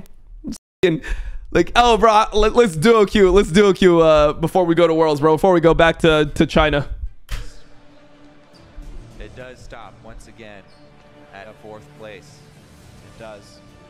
The curse continues, but LMQ move on, and they will be representing North America at our next. Pain, bro. Our draft was so unplayably bad. It's so unplayable, bro. It's so unplayable. And it's all stemming from like us just so this what I learned from this, I learned so much from this best of 5. What I learned, if you look at my approach in the next series, like if you compare this to when I lost in the World's Decider in season 5, it's like I went out like picking a champion that I wanted to play, and I was like 5-0 and just watching everything crumble around me. Like I was like, I am not gonna pick a champion that's dog shit again no matter what, and just feel this useless in a game, because this was the worst feeling, bro. Being Elise in this game with Quadra AP and like trying to play into fucking tanks, wind wall. The Kha'Zix is a fucking tank at this point. Like it was so cancer to play this game. So I learned, just go out playing something that you're fucking good at. So when I went out the next time in the 4th match to go to Worlds, at least I went out with with champions that were good for me in the situation. I think our draft overall was bad, which is probably the next level of it. Like, don't let your fucking AD carry draft Vayne into Draven into Sneaky. Just don't draft Vayne into Draven ever, please. No Vayne into Draven, no matter what. That's probably the next level. But at least for me, it's like, okay, I'm going to play a champion that I can actually play the game with. Oh, that was painful. Why did we do this? Because my editor said, hey, Dom, it'll be a fucking good YouTube video. Dom, this will be a great YouTube video. Let me tell you, if we watch this, if you watch this series and react to it, it'll be a great YouTube video. But my God, that was painful. Holy f. Watch that series next. I'm down, bro. I'll recover and I'll watch that series next. This is a fucking random ass thing to do, but might as well. Let's end off this video. I've told this story before. I think I've told it once on stream. Maybe I've told it twice. But let me tell you a little story now. So right after this, we're distraught. We're like, oh my God, we got reverse swept. It's like embarrassing, especially the ways we lost games 4 and 5. Like game 3 was competitive. Game 2, we smashed them. Game 1, we clutched it out. And games 4 and 5, we just got shit on, right? It felt fucking horrible. So after this, we go backstage and we're like, damn, bro, like that shit felt super fucking bad. Like, and we're kind of mad because we're like, so the first thing they say to us is like, why'd you guys pick a Kali?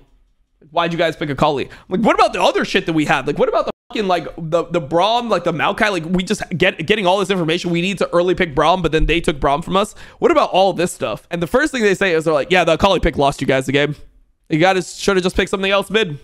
Why did you guys pick a Kali here? So Voy is like, bro, look at how unplayable the draft is by the time I pick my champion. Yes, Kali is not the best pick, but like, what can I pick where we win this game? Look at the rest of the team comp.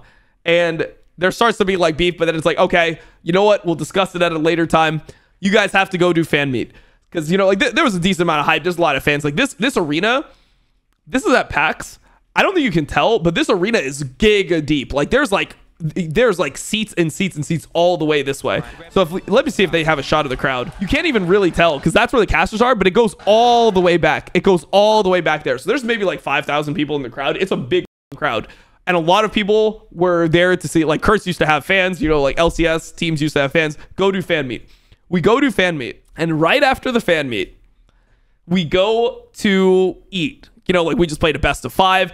I don't really, like people don't really eat that much before they go into best of 5. You eat like a little bit. This was not back in the days where you'd like eat behind, like, yeah, you'd go backstage and eat. It would just be like you eat before. And then, you know, this series lasted 5-6 hours. With everything, warm-ups, makeup, everything. We'll go eat and we'll discuss everything. So we go to Yard House, which is across the street. And that's when we have the discussion. The discussion, bro. This is insane. So we sit there, and it's Steve, St. Vicious, Mark Z, the 5 players, and I think Damian Estrada, our cameraman, was also there. We're all there. And we start off, and we're like, okay, obviously, we failed to make Worlds this year. Like, we were 1 game away. It's really tragic. We got reverse swept by LMQ. You know, we need to start thinking about what we're going to do for next year. So, this is maybe an hour and 15 minutes. Maybe an hour and a half after we lose a traumatic best of 5. We sit down, and then Steve goes, what I want is for everything to be open and honest. So, every player... We're going to go one by one. We're going to talk about every single player on the team. And people are going to say if they either want to keep on playing with the person, they like playing with this person, they want to keep on playing with this person, they want to not play with this person, like just not want to play with them at all, like find a new replacement no matter what, or a middle option, which is we keep this person and we look for a better option. But if we can't get a better option, we'll settle for having this player on the team. So those were the 3 options that we had. So every single player. So we go first. And first is Quas. We just did it top down, right? So first is Quas. They're like, all right, Dom, do you want to keep on playing with Quas? Like, yep, I want to keep on playing with Quas. I think Quas is really good. Void, do you want to keep on playing with Quas? Yep, I want to keep on playing with Quas. Quas is very good. Cop, do you want to keep on playing with Quas? Yes, we think Quas is very good. And I think Mark Z also had a vote. Like, I think Mark Z also had to say, like, yes or no. Special, do you want to keep on playing with Quas? Yes. Mark Z, you want to keep on playing with Quas? Yes. Everyone? Okay, so Quas is in. Quas is in the team next year. Next person, I'm up. Quas, do you want to keep on playing with Dom? Yes. Void, do you want to keep on playing with Dom? Yes. Cop, do you want to keep on playing with Dom? Yes. Special, do you want to keep on playing with Dom? Yes. Mark Z, do you want Dom to be the jungler for the team next year? Yes. Boom. Me, Quas, locked in. Locked in for season 5. Decided. Third up, Voidboy, who, in my opinion, is our best player. Like, I think Voidboy is our best player. I said earlier, people thought that, like, on the team, because of grading and all this random bullshit, and because of, like, the fact that, like Nintendo and just, like, there was, like, hype in the community. I think, like, Freak also at this point, like, there was just a random hype around me because Freak said on broadcast that he thought I was the best jungler in the league, and then Nintendo said the same thing, and that's kind of how it just worked. Like, people just say some shit, and then everyone just echoes it, and then it just becomes, like, a thing. I think Void's our best player. We go to Voidboy. I'm like, everyone's going to say yes on Void. If you look at the series that we just played, right? If you look at the series we just played, Void was our best player in that series. Like, he was smurfing in the games we fucking won. Like, the games we won, it was like me and Void making plays, like, mid-jungle, doing stuff together. In the games we lost, it was, like, so hard for him to play. He was 4-0 in that Zed game. Quas didn't come to the Drake fight. We ended up losing. Because that maybe he went in early, whatever. But like he was smurfing in that game too. Like we were ready to fucking go to Worlds. Dom or Quas, do you want to play with Voidboy next year? Yes. Like, of course. Dom, do you want to play with Voidboy next year? Of course I want to play with Voidboy next year. Cop, do you want to play with Voidboy next year? Of course. X Special, do you want to play with Voidboy next year? Special says, if we can't find somebody better, I want to look for other options. But if we can't find somebody better, then I want to play with Void next year. And Mark Z says yes, I want to play with Void next year. So this killed Voidboy. We looked over, it actually like he couldn't believe it. Like he felt so betrayed. Like he's like, bro, like what? Like how could you say, like after the shit that you did in this series, bro, like how can you say you don't want to play with me next year? And the reasoning was like, I don't like some of the weird picks, especially with somebody who's like, he's more conservative in his approach to league. Like he wants standard good play. Like he doesn't want to lock in a Kali in game 5. He wants his mid laner to be Zhao Zhao, you know, like play the meta well, you know, maybe have one unique pick every now and then, but like that's what he wants out of a mid laner. We were already shocked by this because it's like, I thought that what we were going to say, I thought that we were just going to stick together. Like the only person, we'll get to it later, but there was only one person that I thought would be changed on the team. I thought everyone else was like vibing, you know? And right after this, Steve goes to us and goes, well, we also have to consider that Void makes the most money on the team. And we're like, what? We kind of all knew it because he had an Azubu contract and he was a 30K Andy at this point. Whenever he would turn on the stream, he would have 30 to 40K viewers concurrently. And we have this, it's like, we also have to consider that Void makes more money than everyone else. So it's a bigger investment to have Voidboy on the team than anyone else. And Quas, how much, and we start discussing. I forget like if it was direct, I forget if it was Steve that said it directly or how this got brought up, but it's like, Quas, how much do you make, right? And he's like, I make 3K a month. And people were like, oh, he only makes 3K because that was like less than the rest of us at that point. It's like, oh, Quas makes 3K a month. And they're like, yeah, he makes 3K a month, but we had to pay 15K for his buyout. So it's like 36K per year plus 15K for his buyout. The buyout came from like part of that came from his contract, right? So we're actually just still like investing 50K to have Quas on the team. They're like, Dom, how much do you make? And I was like, I make 4K a month. You know, I make 4K a month. So it's like 48K a year. And everyone's like, okay, makes sense. And then we get to Void, and Void doesn't want to say, like Void's like, why are we even doing this? Like, this is like a weird thing to do. Like, I don't want to say how much we make. Yes, I make more than everyone, but I'm like the biggest streamer on the team. So I have a lot of, which completely makes sense, by the way. Like, he was the person that was the most popular on the team by far. He had hundreds of thousands of followers, and I had like maybe like 30K. I think by the end of season 5, like because season 5 our team was popular, I ended up with 100K, but I had like 30K followers going into the year. I didn't have a big stream. Like at the time I had like 1K viewers, which at like compared to like how viewership used to be for pro plays, that was like nothing. Like that was the bottom you could have. Like that was pretty much like I turn on my stream, I get 1K viewers, but anyone who's a pro player turns on their stream, they get 1K viewers. That's kind of how it worked at this point. Like people that were more like ManCloud was more popular than me. He would get like 2, 3K viewers, right? Like, I was like one of the least popular players because I just didn't stream. I didn't stream because I was like, I don't want people to see how I play. I think they're going to learn from me. I think that it will be a competitive disadvantage for me if I stream. The Void doesn't want to say how much he makes. He's like, I don't want to have this discussion. Like, I'm valuable in terms of other things. Like, I don't think that it changes anything if you have to pay me more because I'm part of a team. Like, I still think that I'm valuable to the team. Steve just blurts out, Void makes 10K a month. And everyone's just like kind of shocked because that was like crazy money. I'm like, damn, bro, Void's making 6 figures. Like, that was insane to me. The idea that a player was making 6, like, I knew Void got paid more, but I thought maybe he would make like 6, 7K a month. I didn't know he was making 10K a month, but like at the same time, it's like it made sense completely. Like, Void makes 10K a month. Void just says it's 9 actually. I actually made 9K a month. I make 9K a month, and I do all this other stuff. Like, not only do I play the same amount of times, I have the highest streaming contract. Like, he had to stream like 50 hours a month. Like, none of us had to stream. Part of the Zubu contract, you see that we had like a Zubu on us. That was mainly just because of him and Saint. Him and Saint were big streamers at the point. They did all the hours for the Azubu contract. Like, he's like, oh, I make 9K a month. And then, I forget who it was, somebody says, do you guys think it's fair that Voy makes double what you make, Dom? Like, they just put it on me. Like, do you think that Voy is like twice as valuable to the team as you are, Dom? And I'm like, I mean, I don't know. I think Voy, I just said, I think Voy and I are our best players. I think that Voy and I should be on the team next year because that's the way that we like were able to have so much success this year. When other people were dropping the ball, Voy and I were consistent for most of the year. So I just want to play with Voy.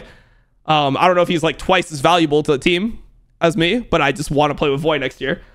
And there's this like weird air. And this conversation goes on for like 15, 20 minutes. And it was such an insufferable thing for people to listen to that there was a fan, like, we're eating at Yard House. We have like a $400, $500 bill. A fan just like breaks it up. It's like, hey guys, you know, sorry that you guys ended up losing. I'm a huge fan of Curse. I would like to pay for your meal here. I'll pay for the meal, like whatever it is, like we'll charge it. And then we just like greeted the fan, whatever. And then we went to the next person, right? So we go to the next person. So that's what broke us out of the discussion. But there wasn't a resolution to this discussion. The discussion was like, Voy makes way more than everyone else on this team. And he locked in a Kali game 5.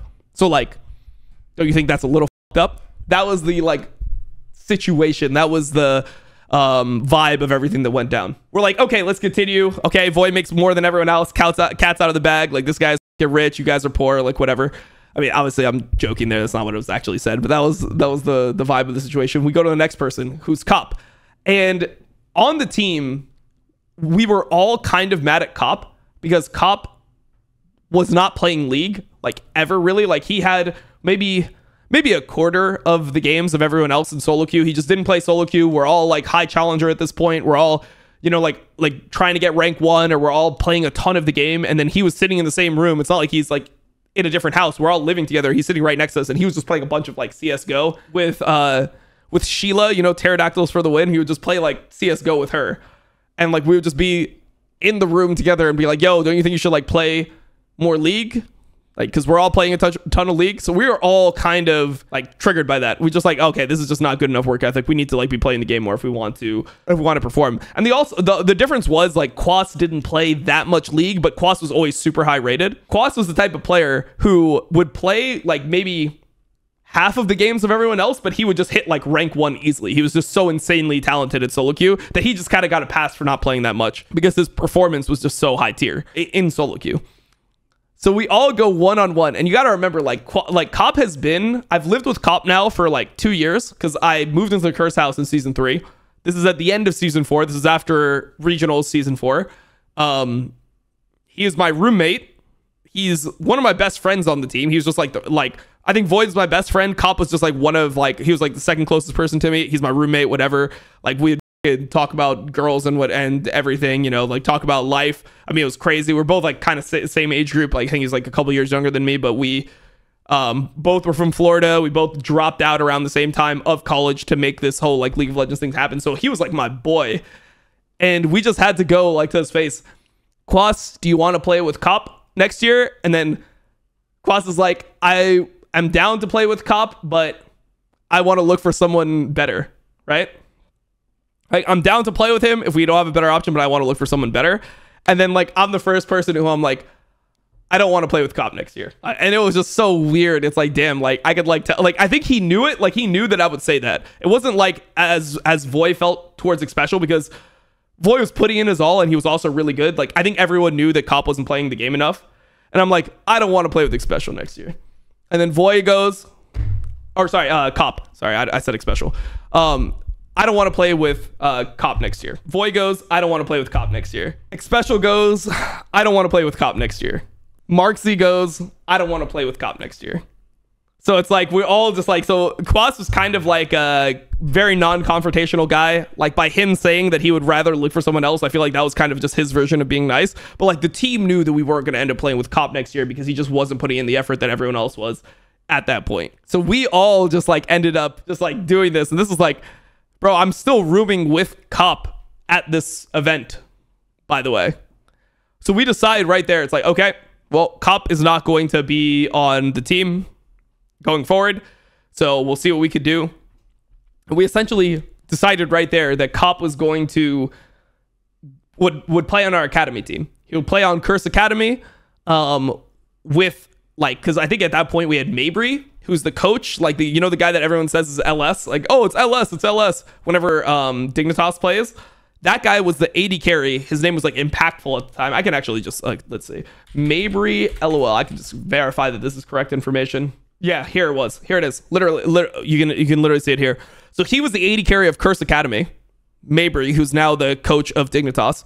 And to September 2014, Cop was like, okay, I still want to play. I still want to compete in the LCS. I'll join Curse Academy. So he joined Curse Academy and they kicked Mabry. This game was played on the 31st of August. September 1st, Mabry's off the team. Cop joins the Academy team. This guy got because of the Cop situation. Then we go to Xpecial, and we all said we wanted to keep on playing with Xpecial because he started adding stuff towards the end. So we go to Xpecial. Everyone says, yes, I'd like to play with Xpecial next year. And that like ended our emergency meeting. So like I remember it was just so weird, the vibes when we went back home, because like we're in Seattle. So that night, like we went out to like party. Everyone is just like coming up to us, be like, yo, like sorry this happened. It's like somebody fucking died, bro. It's like we lost our dog or something. Everyone is just coming up to us at this fucking party. It's like we just want to avoid talking about what happened. It's like we just got reverse swept for a world slot, which now it happens more often, so it's more of a normal thing. But when it happened back then, it was like crazy. Like people were like, holy fucking shit, like this is like one of the worst things that can happen to you. So we just go to a party, we can't even enjoy it. Everyone's just like, we just want to forget about it. Everyone's coming up to us saying, yo guys, like we're so sorry this ended up happening to you. Like, you know, you guys will get him next year. You guys were so close. Like, damn, like LMQ's really good. Just all this type of stuff. We were like doing that. I remember I like got drunk with Saint. We were just like talking. He's like, bro, you gotta play hyphy. Like, he's like, you're a hyphy player. Like, you gotta play hyphy next time you're in that situation. I was like, yeah, dude, I do. I can't just lock a lease like that. Like, I can't just accept playing what people want me to play. I just have to like lock a champion that's good. He's like, whenever we play, like before, you're always playing like Lee Sin, like Wukong, all this type of stuff. Like you have the mechanics to pull it off. Like just play those hyphy champions that you play. And I took that with me. I'm like 100% right. And it changed my mindset going into the next year. And after that, bro, we had to just fly back together as a team. I lived with Cop for the next 4 months because up until Curse Academy qualified for LCS, so there was a promotional tournament. I think it was in December. Curse Academy ends up qualifying to LCS. Or when was the promotional tournament? Or maybe it's 2015 promotional tournament. It was a expansion, right? So the expansion happened earlier, but Curse was part of our team, and Curse got sold to this guy who ended up owning Gravity. It was like a kid, like he was like 25 or something, and he just had a lot of money from his dad or something, and he bought Gravity. But up until then, they ended up just living with us. So I lived with Cop for the next like 4 months, and it was just mega awkward because we were still like good friends. We're still doing the same shit we normally did, but just living with somebody who it's like, yeah, I just said that I wanted you to not play with us anymore. You know, it was just very awkward for the next 4 months. But that's the story of the LMQ series, bro. So anyways, we had this whole situation. Season 5 is a whole different time. Void Boy ended up leaving. We ended up getting Phoenix last minute. We really wanted to get Pobelter on the team, but Pobelter didn't join because Steve had fucked him over before. those 2 times where he was supposed to join Curse, where he got screwed over. So he didn't want to play on the team anymore, even though our team was better than Winter Fox, whatever. He decided to go for a team that was more comfortable. We ended up getting Phoenix, which was super lucky. Phoenix was really good. It was super lucky that we ended up getting him. He was just a random Korean that I played with in solo queue that was in North America. I'm like, I played with him in solo queue. He seems pretty good. He ended up being insane. And then we got Piglet. And that was the season 5 roster. Quas, me, Phoenix, Piglet, and Xpecial. So boom, there it is.